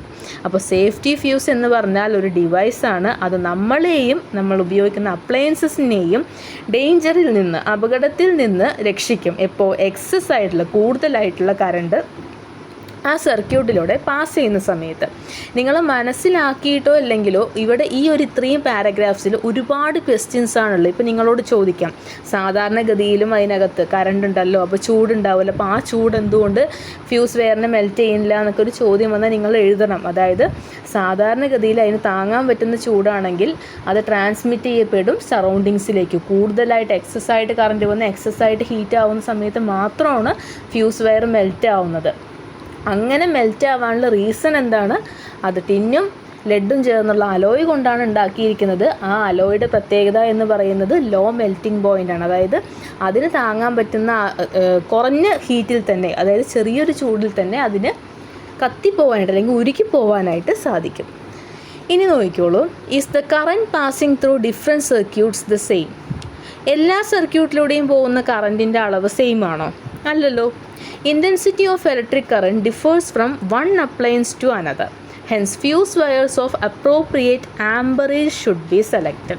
ഇവിടെ വെച്ച് നിങ്ങൾ മറ്റൊരു കാര്യം മനസ്സിലാക്കാൻ സമയമായി. അതായത് ഇപ്പോൾ എ സി എന്നൊക്കെ പറഞ്ഞാൽ, ഇപ്പോൾ ഇത് വീട്ടിലൊരു വാഷിംഗ് മെഷീനോ അല്ലെങ്കിൽ എ സി ഒക്കെ ഉപയോഗിക്കുന്നുണ്ടെങ്കിൽ സാധാരണഗതിയിലുള്ള ഒരു ബൾബിന് കൊടുക്കുന്ന കറണ്ട് അല്ലെങ്കിൽ ഒരു ഫാനിന് കൊടുക്കുന്ന കറണ്ട് മതിയാവോ ഈ രണ്ടെണ്ണത്തിന് പ്രവർത്തിക്കാൻ, അല്ലെങ്കിൽ ഒരു ഫ്രിഡ്ജിനൊക്കെ പ്രവർത്തിക്കാൻ? ഒരിക്കലും പോരാ, അല്ലേ? കൂടുതൽ കറണ്ട് തന്നെ അതിന് ആവശ്യമാണ്. അപ്പോൾ ഒന്ന് ആലോചിച്ച് നോക്കിക്കേ, ഇപ്പോൾ ഒരു ബൾബിലൂടെയാണ് നമുക്ക് ഷോക്ക് അടിക്കാതിരിക്കാൻ വേണ്ടി നമ്മളൊരു ഫ്യൂസ് വയർ കണക്ട് ചെയ്യുന്നതെങ്കിൽ ആ ബൾബിലൂടെ കയറി പോകാൻ പറ്റുന്നത് ചിലപ്പോൾ ഒരു 2 ആംപിയർ കറൻ്റ് ആയിരിക്കും മാക്സിമം. അപ്പോൾ ആ 2 ആംപിയറിൽ കൂടുതൽ വരുന്ന കറണ്ടിനെ എന്ത് ചെയ്യണം? കട്ട് ചെയ്ത് വിടണം, അല്ലെങ്കിൽ നമുക്ക് ഷോക്ക് അടിക്കും, അല്ലേ? അപ്പോൾ അവിടെ ഉപയോഗിക്കുന്ന ഫ്യൂസ് വയർ എന്ന് പറഞ്ഞാൽ 2 ആംപിയറിൻ്റെ മുകളിൽ കറണ്ട് വന്നാൽ ഉരുകി പോണതായിരിക്കണം. ഇനി അതേ സ്ഥാനത്ത് ഒരു ഫ്രിഡ്ജ് എന്നൊക്കെ പറയുമ്പോൾ ചിലപ്പോൾ 10 ആംപിയർ കറണ്ട് വേണം. അപ്പോൾ ഈ 2 ആംപിയർ കറണ്ടിന് മേലെ വന്നാൽ തന്നെ ഉരുകി പോകുന്ന ഒരു ഫ്യൂസ് വയർ കൊണ്ടുപോയിട്ട് ആ ഫ്രിഡ്ജിൻ്റെ സർക്യൂട്ടിൽ സെറ്റ് ചെയ്തു എന്ന് പറഞ്ഞാൽ ഫ്രിഡ്ജ് ഓൺ ആവുന്നതിന് മുൻപ് തന്നെ എന്താവും? ആ ഫ്യൂസ് വയർ ഉരുകിയിട്ട് ഫ്രിഡ്ജ് ഓൺ ആവത്ത് പോലും ഇല്ല. അപ്പോൾ നമ്മൾ എന്ത് ചെയ്യണം? ഫ്രിഡ്ജൊക്കെയാണ് യൂസ് ചെയ്യുന്നതെങ്കിൽ ഫ്രിഡ്ജിന് എത്ര ആവശ്യമാണോ കറണ്ട് അതിൽ നിന്ന് കൂടുതൽ വരുന്ന കറണ്ടിനെ തടുക്കാൻ വേണ്ടി, ഇപ്പോൾ 10 ആംപിയറാണ് ആവശ്യമുള്ളെങ്കിൽ 11 ആംപിയർ വന്നാൽ ഉരുകുന്നതായിരിക്കണം നമ്മൾ വെക്കേണ്ടത്. ഒന്ന് ആലോചിച്ച് നോക്കിക്കേ. ഇനി അതേപോലെ തന്നെ ഒരു എ സി ആണ്, അതിനൊരു 20 ആംപിയർ കറണ്ടാണ് വേണ്ടതെന്നുണ്ടെങ്കിൽ ആ 20 ആംപിയർ അതിന് വിട്ടുകൊടുക്കണം. അവിടെ കൊണ്ടുപോയിട്ട് 10 ആംപിയറിൻ്റെ ഫ്യൂസ് വയർ വെച്ചു എന്ന് പറഞ്ഞാൽ 20 ആംപിയറൊക്കെ എത്തുന്നതിന് മുൻപ്, അതായത് എ സി ഓൺ ആവുന്നതിന് മുൻപ് തന്നെ ഫ്യൂസ് വയറൊക്കെ മെൽറ്റായിട്ട് സർക്യൂട്ട് ബ്രേക്ക് ആയിട്ടുണ്ടാവും. അപ്പോൾ അവിടെ നമ്മൾ വെക്കുന്ന ഫ്യൂസ് എന്തായിരിക്കണം? 20 ആംപിയർ വരെ കടത്തി വിടുന്ന ഫ്യൂസ് ആയിരിക്കണം. 21ാമത്തെ ആംപിയർ വന്നാൽ മാത്രം ഉരുകി പോകുന്ന തരത്തിലുള്ള ഫ്യൂസ് ആയിരിക്കണം, അല്ലേ? അതുകൊണ്ടാണ് പറയുന്നത് നമ്മൾ സെലക്ട് ചെയ്തിട്ട് വേണം വെക്കാനായിട്ട്. അതാണ് കറക്റ്റായിട്ടുള്ള ആംബറേജ് നോക്കി വെക്കണം എന്ന് പറയുന്നത്. എല്ലാ ഫ്യൂസുകളും എല്ലാ സർക്യൂട്ടിനും ചേരില്ല. അതാത് സർക്യൂട്ടുകൾ നോക്കിയിട്ട് നമ്മൾ ഏത് അപ്ലയൻസ് ആണോ യൂസ് ചെയ്യുന്നത് ആ അപ്ലയൻസിനെ ഡിപ്പെൻഡ് ചെയ്തിട്ടാണ് നമ്മൾ വെക്കുന്ന ഫ്യൂസ് വയർ നോക്കുന്നത്. അപ്പോൾ ഏത് ആംബറേജിലുള്ള എത്ര ആംപിയർ കറണ്ടാണോ കടത്തി വിടേണ്ടത് അത്രയും ആംബറേജ് ശക്തിയുള്ള ഫ്യൂസ് വേണം നമ്മൾ വെക്കാനായിട്ട്. അപ്പോൾ ഈ ആംബറേജ് എങ്ങനെയാണ് കണ്ടുപിടിക്കുക എന്നുള്ള കാര്യം ഇവിടെ റൈറ്റ് സൈഡിൽ ബോക്സ് ആയിട്ട് കൊടുത്തിട്ടുണ്ട്. ആംബറേജ് എന്നുള്ള ഹെഡിങ്ങിലുള്ള ബോക്സ്. അപ്പോൾ amperage is a ratio of power of an equipment to the voltage applied. Amperage increases with the thickness of the conductor. അപ്പോൾ നോക്കിക്കേ, എങ്ങനെയാണ് നമ്മൾ ആംബറേജ് കണ്ടുപിടിക്കുക? ആംബറേജ് എന്ന് പറയുന്നത് ആ എക്യുപ്മെൻറ്റ് നമ്മൾ ഉപയോഗിക്കുന്ന അപ്ലയൻസിൻ്റെ പവർ ഈസ് ടു വോൾട്ടേജ് ആണ്. അപ്പോൾ ഇവിടെ വെച്ച് നിങ്ങൾ മനസ്സിലാക്കുക, നമ്മൾ റേഷ്യോ എന്നൊരു സംഭവം പഠിച്ചിട്ടുണ്ടെങ്കിൽ 1:2 എന്ന് എഴുതണമെങ്കിൽ 1:2 എന്നുള്ള രീതിയിലാണ് നമ്മൾ എഴുതുക, അല്ലേ? പക്ഷേ ഇനി മുതൽ അങ്ങനെയല്ല നിങ്ങൾ കാര്യങ്ങൾ ആലോചിക്കേണ്ടത്. നമുക്ക് നോക്കാം. സാധാരണ റേഷ്യോ എന്ന് പറയുമ്പോൾ 1:2 എന്ന് പറഞ്ഞാൽ നിങ്ങൾ ഈ ഒരു രീതിക്കാണ് ഉദ്ദേശിക്കുക. ഇതിനെയാണ് നിങ്ങൾ റേഷ്യോ ആയിട്ട് വിചാരിക്കുക. പക്ഷേ ഇവിടെ വെച്ച് നിങ്ങളിനി മറ്റൊരു കാര്യം മനസ്സിലാക്കേണ്ടത്, ഈ ഒരു 1:2 എന്ന് എഴുതിയത് ശരി തന്നെയാണ് റേഷ്യോൻ്റെ കാര്യത്തിൽ. പക്ഷേ അതിനെ നമുക്ക് 1/2 എന്ന് കൂടി എഴുതാനായിട്ട് പറ്റും. ശരിക്കും ഈ 1/2നെ തന്നെയാണ് നമ്മൾ റേഷ്യോ എന്ന് വിളിക്കുന്ന സമയത്ത് ഇങ്ങനെ ഒരു ഈസ്-ടു കൊടുത്തിട്ട് എഴുതാറുള്ളത്. അപ്പോൾ ഇവിടെ നമുക്ക് ആംബറേജ് എന്ന് പറയുന്നത്, amperage is equal to ratio of power to voltage എന്ന് കൊടുത്തിട്ടുണ്ട്. പവർ ഈസ് ടു വോൾട്ടേജ് എന്നായിരിക്കും നിങ്ങൾ വിചാരിച്ചിട്ടുണ്ടാവുക. പക്ഷേ ഇതിൽ നിന്ന് നമുക്ക് എന്ത് ലഭിച്ചു, അതിൻ്റെ ഇക്വേഷൻ എന്താണെന്ന് കിട്ടി. അതായത് പവർ ഡിവൈഡഡ് ബൈ വോൾട്ടേജ് ചെയ്യുമ്പോഴാണ് നമുക്ക് ആംബറേജ് കിട്ടുന്നത്. അപ്പോൾ പവറിനെ നമ്മൾ പി വെച്ചിട്ടാണ് കാണിക്കുന്നത്, വോൾട്ടേജിന് വി വെച്ചിട്ടും. അപ്പോൾ ഇവിടെ വെച്ച് നമ്മൾ വോൾട്ടേജ് കണ്ടുപിടിക്കാനുള്ള ഇക്വേഷൻസ് എല്ലാം തന്നെ നമുക്ക് മനപ്പാടമാണ്, അറിയുന്ന കാര്യമാണ്. പക്ഷെ പവർ നമുക്ക് പുതിയൊരു ക്വാണ്ടിറ്റി ആയതുകൊണ്ട് തന്നെ പവർ കണ്ടുപിടിക്കാനായിട്ട് നമുക്കറിയില്ല. ചിലപ്പോൾ പവർ കണ്ടുപിടിക്കാൻ മാത്രമായിട്ട് നിങ്ങൾക്ക് ക്വസ്റ്റ്യൻസ് വരും. അപ്പോൾ പവർ എങ്ങനെയാണ് കണ്ടുപിടിക്കുക എന്നുള്ള ഇക്വേഷൻസാണ് നമ്മൾ ഇനി അടുത്തത് നോക്കാൻ പോകുന്നത്. അതിന് മുൻപായിട്ട് നമുക്ക് ഹീറ്റിൻ്റെ ഇക്വേഷൻസ് ഒന്ന് ഓർത്തെടുക്കാം. Heat is equal to I²RT എന്നൊരു ഇക്വേഷൻ ഉണ്ടായിരുന്നു. Heat is equal to IVT എന്നൊരു ഇക്വേഷൻ ഉണ്ടായിരുന്നു. H is equal to V²T/R എന്ന് പറഞ്ഞിട്ടും ഒരു ഇക്വേഷൻ ഉണ്ടായിരുന്നു അല്ലേ. ഇത്രയും ഇക്വേഷൻസാണ് നിങ്ങൾ പഠിച്ചിട്ടുള്ളത് ഹീറ്റിന് വേണ്ടിയിട്ട്. ആ ഇക്വേഷൻസ് നിങ്ങൾക്ക് തറവാണെങ്കിൽ നിങ്ങൾക്ക് ഒരു കാരണവശാലും പവറിൻ്റെ ഇക്വേഷൻ കാണാപ്പാടം പഠിക്കേണ്ട ആവശ്യമില്ല. കാരണം എല്ലാത്തിൽ നിന്നും T ഒന്ന് വെട്ടിവിട്ടാൽ മതി. T ഇല്ലാതെ ഹീറ്റിൻ്റെ ഇക്വേഷൻ എന്തായിരിക്കും, I²R എന്നായിരിക്കും. അതേപോലെ T ഇല്ലാതെ Hൻ്റെ IVT എന്ന ഇക്വേഷൻ IV എന്ന് മാത്രമായി മാറും. അതേപോലെ തന്നെ Pൻ്റെ Hൻ്റെ V²T/R എന്ന ഇക്വേഷൻ T ഇല്ലാതെ V²/R എന്ന് മാത്രമായിട്ട് വരും. ഇതാണ് പവറിൻ്റെ ഇക്വേഷൻസ്. അപ്പോൾ ഹീറ്റ് പഠിച്ചിട്ടുണ്ടെങ്കിൽ തന്നെ നിങ്ങൾക്ക് പവറിൻ്റെ ഇക്വേഷൻസ് എളുപ്പത്തിൽ മനസ്സിലാക്കാനായിട്ട് പറ്റും. ഇനി നിങ്ങൾക്ക് ഒരു എക്സ്ട്രാ നോളജിന് വേണ്ടി ഞാൻ പറഞ്ഞു വെക്കുകയാണ്. പവറിന് നിങ്ങൾക്ക് W/T, വർക്ക് ബൈ ടൈം എന്നൊരു ഇക്വേഷൻ കൂടി നിങ്ങൾക്ക് പഠിക്കാം. അതേപോലെ തന്നെ power is equal to H/T, അതായത് ഹീറ്റ് ബൈ T എന്നുള്ളൊരു, ഹീറ്റ് ബൈ ടൈം എന്നൊരു ഇക്വേഷനും കൂടി നിങ്ങൾക്ക് ഓർത്ത് വയ്ക്കാവുന്നതാണ്. ഇതും ചിലപ്പോൾ നിങ്ങൾക്ക് ഹെൽപ്പായിട്ട് വന്നു എന്നിരിക്കും. അപ്പോൾ ടോട്ടൽ പവറിന് നിങ്ങൾക്ക് 5 ഇക്വേഷൻസാണ്. ഒന്ന് I²R, IV, V²R, W/T and H/T, അങ്ങനെ 5 എണ്ണം. ഇത് രണ്ടും സെയിം തന്നെയാണ്. പക്ഷേ ഇത് എങ്ങനെ സെയിം ആയി എന്നുള്ള കാര്യം നിങ്ങൾക്ക് മനസ്സിലാവണമെങ്കിൽ നിങ്ങളൊന്ന് +1 എത്തേണ്ടതുണ്ട്. അപ്പോൾ ഇത്രയും കാര്യങ്ങൾ മാത്രം ഒന്ന് ഓർത്ത് വയ്ക്കുക. ഇനി നോക്കിക്കേ, when a fuse wire is included in a household wiring, what are the precautions to be taken? Let's see. അപ്പോൾ ഒരു ഫ്യൂസ് വയർ നമ്മളൊരു സർക്യൂട്ടിലേക്ക് അല്ലെങ്കിൽ ഒരു ഹൗസ് ഹോൾഡ് വയറിങ്ങിലേക്ക് കണക്ട് ചെയ്യുമ്പോൾ എന്തെല്ലാം കാര്യങ്ങളാണ് ശ്രദ്ധിക്കേണ്ടത്, എന്തെല്ലാം പ്രിക്കോഷനാണ് എടുക്കേണ്ടതെന്നാണ് നോക്കുന്നത്. അപ്പോൾ ആദ്യത്തെ പോയിന്റ് നോക്കിക്കേ, the ends of the fuse wire must be connected firmly at appropriate points. ആ ഫ്യൂസ് വയർ കറക്റ്റായിട്ട് അതിൻ്റേതായ പോയിൻറ്റ്സിൽ വൈൻഡ് ചെയ്ത് വെക്കണം. നിങ്ങളുടെ വീട്ടിൽ ഇപ്പോൾ ഫ്യൂസൊക്കെ ഉണ്ടെന്നുണ്ടെങ്കിൽ നിങ്ങൾക്ക് എടുത്ത് നോക്കാവുന്നതാണ്. പക്ഷെ ഒരിക്കലും നിങ്ങൾ തനിയെ ചെയ്യരുത്. നിങ്ങളുടെ വീട്ടിലുള്ള മുതിർന്ന ആരുടെയെങ്കിലും സഹായത്തോടു കൂടി വേണം ചെയ്യാൻ. പക്ഷേ പൊതുവേ ഇപ്പോൾ നിങ്ങളുടെ ഇത്രയും കൂടി മുന്നോട്ടുള്ള നല്ലൊരു വീടാണെന്നുണ്ടെങ്കിൽ ELCBയോ MCBയോ ഒക്കെ ആയിരിക്കും കാണാനായിട്ട് പറ്റുക. ഈ ഒരു ഫ്യൂസ് വയർ ഉണ്ടാവില്ല. ഇനിയിപ്പോൾ പറ്റുകയാണെങ്കിൽ നിങ്ങൾക്ക് നോക്കാവുന്നതേ ഉള്ളൂ. അപ്പോൾ ആ എൻഡുകൾ, ആ അറ്റങ്ങൾ കറക്റ്റായിട്ട് അപ്രോപ്രിയേറ്റഡ് അല്ലെങ്കിൽ കണക്റ്റഡ് ഫേംലി ആയിട്ട് ശരിയായ പോയിൻറ്റ്സിലേക്ക് ചുറ്റി വെക്കണം എന്നാണ് പറയുന്നത്. അടുത്ത പോയിന്റ് നോക്കിയേ, the fuse wire should not project out of the carrier base. ഒരു ബോക്സ് പോലത്തെ സാധനത്തിൻ്റെ അകത്താണ് ഫ്യൂസ് നിങ്ങൾ കണ്ടിട്ടുണ്ടാവും. അപ്പോൾ ആ ഫ്യൂസിൻ്റെ ഉള്ളിലാണ് ഈ ഫ്യൂസ് വയർ വരുന്നത്. അപ്പോൾ ഒരിക്കലും ആ ഫ്യൂസ് വയർ ഫ്യൂസിനെ താണ്ടി പുറത്തോട്ട് വരരുത്. പ്രൊജക്റ്റ് ഔട്ട് എന്ന് പറഞ്ഞാൽ ഫ്യൂസിൻ്റെ ആ ബോക്സ് താണ്ടി പുറത്തോട്ട് മുഴച്ച് നിൽക്കാനോ അല്ലെങ്കിൽ വെളിയിലോട്ട് കാണാനോ പാടില്ല. കറക്റ്റായിട്ട് അതിനുള്ളിലേക്ക് ഒതുക്കി വെച്ചിട്ടുണ്ടാവണം എന്നാണ് പറയുന്നത്. ഇനിയും പോയിൻറ്റ്സ് ഇതിൽ ഉൾപ്പെടുത്താനുണ്ട്. അതുപോരാതെ ഒരുപാട് ഇമ്പോർട്ടൻസ് ഉള്ളൊരു ക്വസ്റ്റ്യനാണിത്. നിങ്ങൾക്ക് തീർച്ചയായിട്ടും പ്രതീക്ഷിക്കാവുന്ന ഒന്ന്. ഇതെല്ലാം ഞാൻ നോട്ട്സിൻ്റെ കൂടെ നിങ്ങൾക്ക് കൊടുക്കാവുന്നതാണ്. ഇനി താഴെ പവറിൻ്റെ ഹെഡിങ് ആണ് കൊടുത്തിരിക്കുന്നത്. പക്ഷെ പവർ എന്താണെന്ന് നമ്മളിപ്പോൾ ഒന്ന് പരിചയപ്പെട്ടിട്ട് വന്നു അല്ലേ. സാധാരണ നിങ്ങൾക്ക് പവർ എന്ന് പറഞ്ഞാൽ എന്തായിരിക്കും നിങ്ങൾ ആലോചിക്കുക? ഒരാൾക്ക് നല്ല പവർ ഉണ്ട് എന്ന് നമ്മൾ പറയുന്നത് എപ്പോഴാണ്? ഇപ്പോൾ നിങ്ങൾക്ക് ഞാൻ വേണമെങ്കിൽ 2 എക്സാമ്പിൾ പറഞ്ഞുതരാം. ഇപ്പോൾ ഒരാൾ 10 കിലോ വെയിറ്റും തൂക്കിയിട്ട് 1 കിലോമീറ്റർ 10 മിനിറ്റിൽ നടക്കുന്ന ആൾക്കാണോ നമ്മൾ പവർ ഉണ്ട് എന്ന് പറയുക? അതേ സ്ഥാനത്ത് അതേ 10 കിലോ 5 മിനിറ്റ് കൊണ്ട് 1 കിലോമീറ്റർ നടന്ന ആൾക്കാണോ നമ്മൾ പവർ കൂടുതലുണ്ടെന്ന് പറയുക? 5 മിനിറ്റ് കൊണ്ട് നടന്ന ഒരാളിനെ ആയിരിക്കും അല്ലേ? അതായത് നമുക്ക് എത്ര വർക്കാണ് കൂടുതൽ വർക്ക് കുറഞ്ഞ ടൈം കൊണ്ട് ചെയ്യുന്നതിനെയാണ് നമ്മൾ ശരിക്കും പവർ എന്ന് വിളിക്കുന്നത്.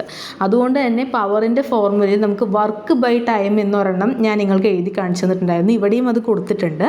W/T, അതായത് എത്ര കൂടുതൽ വർക്ക് എത്ര കുറച്ച് ടൈം കൊണ്ട് നമ്മൾ ചെയ്യുന്നു എന്നുള്ളതാണ് ഈ W/T കൊണ്ട് ഉദ്ദേശിച്ചിരിക്കുന്നത്.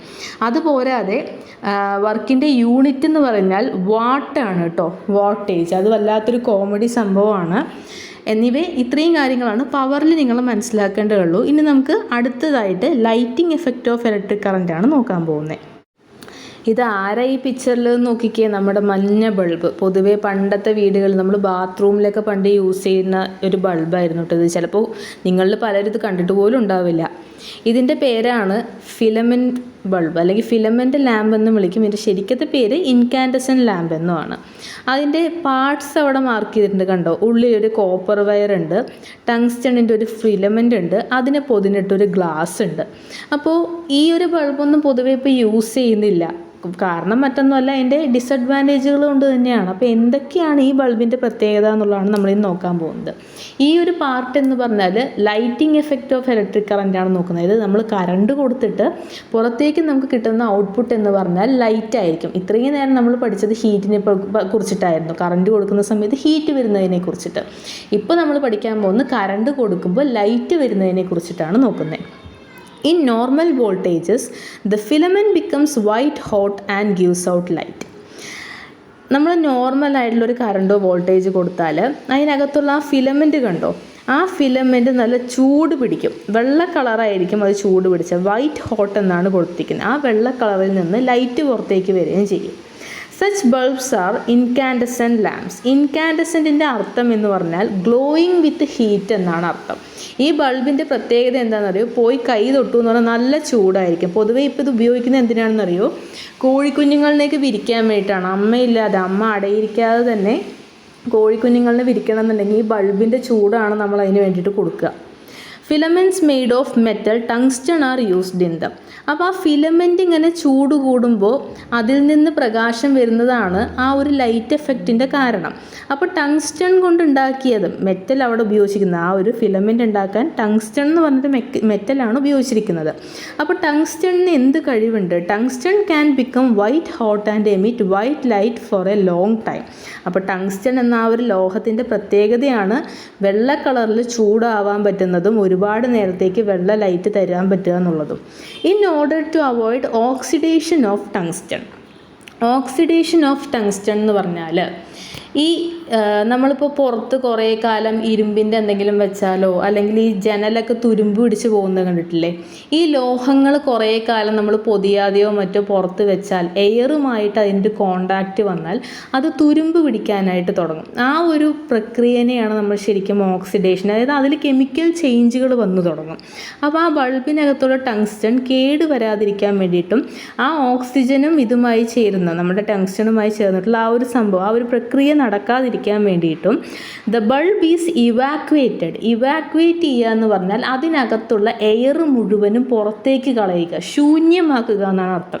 ഇപ്പോൾ നമ്മൾ വെറുതെ ഒരു ബോട്ടിലെടുത്ത് അടച്ചു വെച്ചാൽ കൂടെ അതിനകത്ത് എന്തുണ്ട് എന്നാണ് നമ്മൾ പറയുക? എയർ ഉണ്ട് എന്നാണ് പറയുക അല്ലേ? പക്ഷേ ഈ ബൾബിനകത്ത് എന്തില്ല? എയർ ഇല്ല. അത് മുഴുവനും ഇവാക്വേറ്റ് ചെയ്ത് കളഞ്ഞു എന്നാണ് പറയുന്നത്. Vaporization can be reduced by filling some inert gas at low pressure inside the bulb. പക്ഷേ അതിന് മുഴുവനായിട്ട് നമ്മൾ അങ്ങോട്ടേക്ക് ഒന്നുമില്ലാതെ ശൂന്യമാക്കി വിട്ടാൽ എന്ത് സംഭവിക്കും? ഈ മെറ്റൽ ഉരുകി ആവിയായിട്ട് അതിനകത്ത് നിറഞ്ഞു നിൽക്കും. മെറ്റൽ തന്നെ ഉരുകിയിട്ട് ആവിയായിട്ട് ആ ബൾബിനകത്ത് നിറഞ്ഞു നിൽക്കും. അപ്പോൾ അതും അവോയ്ഡ് ചെയ്യാൻ വേണ്ടി അല്ലെങ്കിൽ ഇല്ലാതാക്കാൻ വേണ്ടിയിട്ട് എന്തെങ്കിലും ഇനേർട്ട് ഗ്യാസിനെ ലോ പ്രഷറിൽ അതിനകത്തേക്ക് അടിച്ചു കയറ്റും. അപ്പോൾ അതായത് എയർ എന്നുള്ളൊരു സംഭവത്തിനെ മാറ്റിയിട്ട് ഈ ടങ്സ്റ്റണുമായിട്ട് കെമിക്കൽ റിയാക്ഷനിൽ ഏർപ്പെടാത്ത അല്ലെങ്കിൽ കെമിക്കൽ റിയാക്ഷനിൽ പങ്കെടുക്കാത്ത ഒരു ഗ്യാസിനെ അതിനകത്തേക്ക് അടിച്ചു കയറ്റുകയാണ് പതിവ്. പൊതുവേ നൈട്രജനാണ് ഇപ്പോൾ ഈ ഒരു സാഹചര്യത്തിൽ അത് ഉപയോഗിക്കാറ്. ആ ഒരു അടിച്ചു കയറ്റുന്ന ഗ്യാസായിട്ട് ഉപയോഗിക്കാറ്. എയറിനെ മാറ്റിയിട്ട് നൈട്രജനാണ് അടിച്ചു കയറ്റുക. പൊതുവെ മറ്റ് പല ഇനേർട്ട് ഗ്യാസസും യൂസ് ചെയ്യാറുണ്ട്. നമ്മൾ നോബിൾ ഗ്യാസസിനെയാണ് ഇനേർട്ട് ഗ്യാസ് എന്ന് പറയുന്നത്. അവരുടെ പ്രത്യേകത എന്താണെന്നൊക്കെ ഉള്ളതൊക്കെ നമുക്ക് കെമിസ്ട്രി എത്തുമ്പോൾ നോക്കാം. ഇനി nitrogen is usually used for this purpose now. ഇപ്പോൾ നൈട്രജനാണ് ഉപയോഗിക്കാറ്. അപ്പോൾ ഇത്രയും കാര്യങ്ങളാണ് ഇൻകാൻഡസെൻറ്റ് ലാംപ്സിനെ പറ്റി നമ്മൾ പഠിച്ചത്. ഇനി അതിനെ ഫോളോ ചെയ്ത് കുറച്ച് ക്വസ്റ്റ്യൻസ് കൊടുത്തിട്ടുണ്ട്. Why is the bulb filled with an inert gas? അല്ലെങ്കിൽ നൈട്രജനുമായിട്ട് ഫില്ല് ചെയ്യുന്നത് എന്തുകൊണ്ടാണ്? എന്തിനു വേണ്ടിയിട്ടാണ്? വേപ്പറൈസേഷൻ കുറയ്ക്കുവാൻ വേണ്ടിയിട്ടാണ്. Vaporization can be reduced by filling some inert gas at low pressure inside the bulb എന്നാണ് അവിടെ ആൻസർ വരിക. ഇനി അടുത്ത ചോദ്യം നോക്കിക്കേ. What properties of tungsten make it suitable for being used as filament? ഇവിടെ ഞാൻ പറഞ്ഞു ആ ടങ്സ്റ്റൺ ആണ് ഫിലമെൻറ്റ് ഉണ്ടാക്കാൻ വേണ്ടി ഉപയോഗിച്ചിരിക്കുന്നതെന്നുണ്ട്. എന്തുകൊണ്ടാണ് കോപ്പർ ഉപയോഗിച്ചില്ല, അല്ലെങ്കിൽ എന്തുകൊണ്ടാണ് അയൺ ഉപയോഗിച്ചില്ല? ആ ടങ്സ്റ്റണിന് പ്രത്യേകതരമായിട്ടുള്ള എന്തൊക്കെയോ ക്വാളിറ്റീസ് ഉള്ളത് കൊണ്ടാണ് ടങ്സ്റ്റൺ തന്നെ തിരഞ്ഞെടുത്തത് അല്ലേ? മേലെ പറഞ്ഞിട്ടുമുണ്ട് tungsten can become white hot and emit white light for a long time എന്ന്. അപ്പോൾ ടങ്സ്റ്റണിൻ്റെ ചില പ്രത്യേകതകൾ കാരണമാണ് ആ ഒരു ടങ്സ്റ്റൺ എന്ന മെറ്റൽ തന്നെ ഫിലമെൻ്റ് ഉണ്ടാക്കാനായിട്ട് യൂസ് ചെയ്തിരിക്കുന്നത്. ആ പ്രത്യേകതകളാണ് താഴെ 4 പോയിൻ്റായിട്ട് കൊടുത്തിരിക്കുന്നത്. ഇത് മറ്റൊരു ഇമ്പോർട്ടൻ്റ് ആയിട്ടുള്ള സെക്ഷനാണ്. ഹൈ റെസിസ്റ്റിവിറ്റിയാണ്. ഹൈ റെസിസ്റ്റിവിറ്റി എന്ന് പറഞ്ഞാൽ അത്രയും ചൂടാവാനുള്ള കഴിവ്. ഹൈ മെൽറ്റിംഗ് പോയിൻ്റ് ആണ്. എത്ര തന്നെ ചൂടായാലും പെട്ടെന്ന് അങ്ങോട്ട് ഉരുക്കി പോവില്ല. നേരത്തെ ഫ്യൂസ് വയർ നമ്മൾ പഠിച്ച സമയത്ത് ലോ മെൽറ്റിംഗ് പോയിൻ്റ് ആയിരുന്നു അല്ലേ? ഒരു അത്യാവശ്യം ചൂട് കിട്ടിയെന്ന് പറഞ്ഞാൽ അതങ്ങ് ഉരുക്കി പോവും. പക്ഷേ ഇവിടെ അങ്ങനെയല്ല. എത്ര തന്നെ ചൂട് കിട്ടിയാലും അത് പെട്ടെന്നൊന്നും അങ്ങനെ ഉരുക്കി പോകത്തില്ല. High ductility. ഡക്റ്റിലിറ്റി എന്ന് പറഞ്ഞാൽ നമുക്ക് വലിച്ചു നീട്ടാനുള്ളൊരു കഴിവിനെയാണ് പറയുന്നത്. അതായത് കുറച്ച് 1 ഗ്രാമൊക്കെ എടുത്താൽ തന്നെ നമുക്കതിനെ വലിച്ചു നീട്ടി ആ ടങ്സ്റ്റൻ്റെ ഫിലമെൻറ്റിൻ്റെ അത്ര ലെങ്ത് ആക്കിയിട്ട് മാറ്റാനായിട്ട് കഴിയും. വലിച്ചു നീട്ടാനുള്ള കഴിവ് എന്നാണ് നമ്മൾ ഉദ്ദേശിക്കുന്നത്. Ability to emit white light in the white hot condition. അതായത് ചൂടാവുന്ന സമയത്ത് വെള്ള കളറിൽ ചുട്ടുപഴുക്കാനും ആ വെള്ള കളർ ലൈറ്റ് ചുറ്റുപാടിലേക്ക് തരാനുമുള്ള കഴിവ്, അതും ടങ്സ്റ്റണിൻ്റെ പ്രത്യേകതയാണെന്നാണ് പറയുന്നത്. അപ്പോൾ ഇതേപോലെ 4 പോയിൻറ്റ്സ് നിങ്ങൾക്ക് നിക്രോം വയറിൻ്റെ ഭാഗത്തും ഉണ്ടായിരുന്നു. അതും ഇതേപോലെ ഇമ്പോർട്ടൻ്റ് ആണ്, പഠിച്ചു വയ്ക്കുക. ഇനി നോക്കുക. Nichrome is not used as filament in incandescent lamps. Why? Nichrome wire എന്തുകൊണ്ടാണ് ഈ ഫിലമെൻറ്റ് ഉണ്ടാക്കാനായിട്ട് ഇൻകാൻഡസെൻറ്റ് ലാമ്പുകളിൽ ഉപയോഗിക്കാത്തത്? ഒന്ന് ആലോചിച്ച് നോക്കിക്കേ. നിക്രോം പഠിച്ച സമയത്ത് നിങ്ങൾക്ക് പ്രത്യേക ഒരു പോയിൻ്റ് ഉണ്ടായിരുന്നു.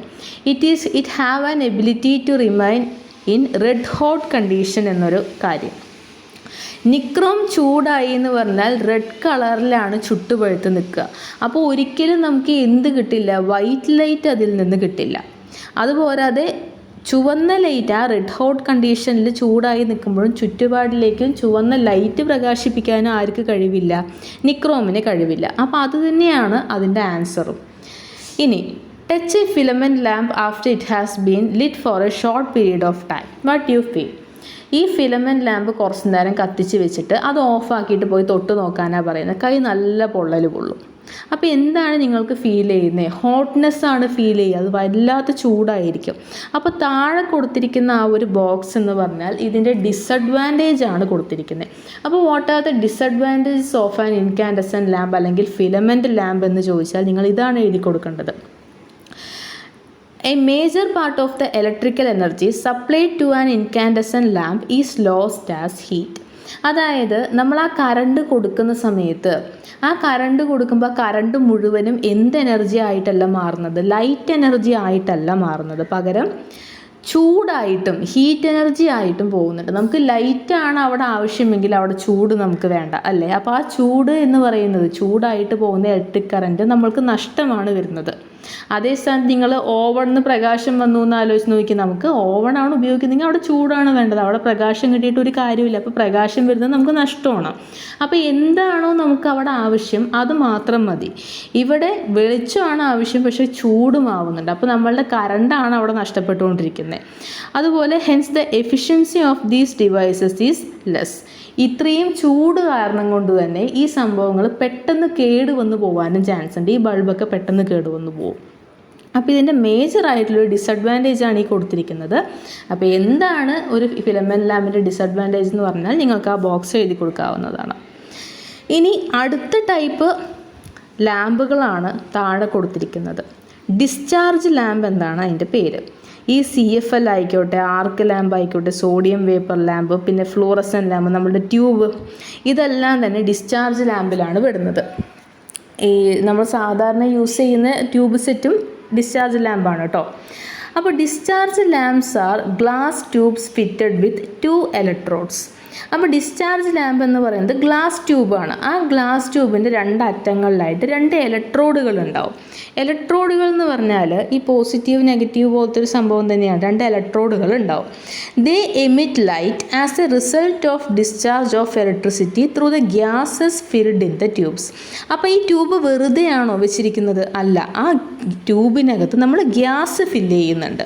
അപ്പോൾ ആ ഗ്യാസിനകത്ത് കൂടെ ഈ ഇലക്ട്രിക് കറൻറ്റ് പാസ് ചെയ്ത് പോകുമ്പോൾ when a high potential difference is applied the gas molecules, അതായത് നമ്മളൊരു നല്ല പൊട്ടൻഷ്യൽ ഡിഫറൻസ് കൊടുക്കുമ്പോൾ ഒപ്പത്തിനൊപ്പം ആ ഒരു കറൻറ്റ് ഈ ഗ്യാസ് മോളിക്യൂൾസിന് ഇടയിലൂടെ പാസ് ചെയ്ത് പോകുന്ന സമയത്ത് ഗ്യാസ് മോളിക്യൂൾസ് ഗെറ്റ് എക്സൈറ്റഡ്. അതായത് ആ കറണ്ട് അടിക്കുന്ന സമയത്ത് കറണ്ട് അടിച്ച ഒരാൾ പെട്ടെന്ന് ഇങ്ങനെ നിന്ന് ഷിവർ ചെയ്യില്ലേ, വിറക്കില്ലേ, അതേപോലെ തന്നെ ആ ഗ്യാസ് മോളിക്യൂൾസ് എന്താണ്, എക്സൈറ്റഡ് ആവും. അവർ നോർമലായി നിന്നതിൽ നിന്ന് അവരും കിടന്ന് വിറയ്ക്കാനായിട്ട് തുടങ്ങും. അപ്പോൾ ആ excited atoms come back to their original states for attaining stability. അങ്ങനെ എക്സൈറ്റഡ് ആവുക എന്ന് പറഞ്ഞാൽ അവർക്ക് ആവശ്യമല്ലാത്ത അല്ലെങ്കിൽ അവരുടെ ശരീരത്തിലില്ലാത്ത ഒരു എക്സ്ട്രാ എനർജി അവരുടെ ശരീരത്തിലേക്ക് കയറി പോകുന്നത് പോലെയാണ് ഈ ഇലക്ട്രിസിറ്റി കയറി പോകുമ്പോൾ.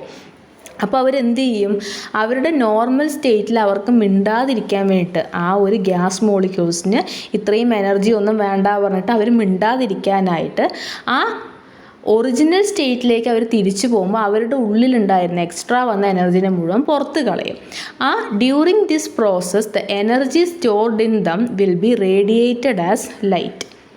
ആ പുറത്തേക്ക് കളയുന്ന എനർജി എങ്ങനെയായിട്ടാണ് കളയുക? ലൈറ്റിൻ്റെ രൂപത്തിലാണ് അവർ കളയുക. അതായത് വെറുതെ നിൽക്കുന്ന ഗ്യാസ് മോളിക്യൂൾസിൻ്റെ മേലെ കറണ്ട് അടിക്കുമ്പോൾ അവർക്ക് വേണ്ടാത്ത എക്സ്ട്രാ എനർജി അവരുടെ ശരീരത്തിലേക്ക് കയറിപ്പോകുന്നു. അപ്പോൾ അവർ നോർമൽ സ്റ്റേറ്റിലേക്ക് അല്ലെങ്കിൽ ഒറിജിനൽ സ്റ്റേറ്റിലേക്ക് തിരിച്ചു വരാൻ വേണ്ടിയിട്ട് അവരെന്ത് ചെയ്യും, ആ ഒരു എക്സൈറ്റഡ് ആറ്റംസ് അവരുടെ ഉള്ളിൽ സ്റ്റോർ ചെയ്തിരിക്കുന്ന എനർജി മുഴുവൻ പുറത്തേക്ക് കളയും. ആ പുറത്തേക്ക് കളയുന്നത് ലൈറ്റിൻ്റെ രൂപത്തിലായിരിക്കും.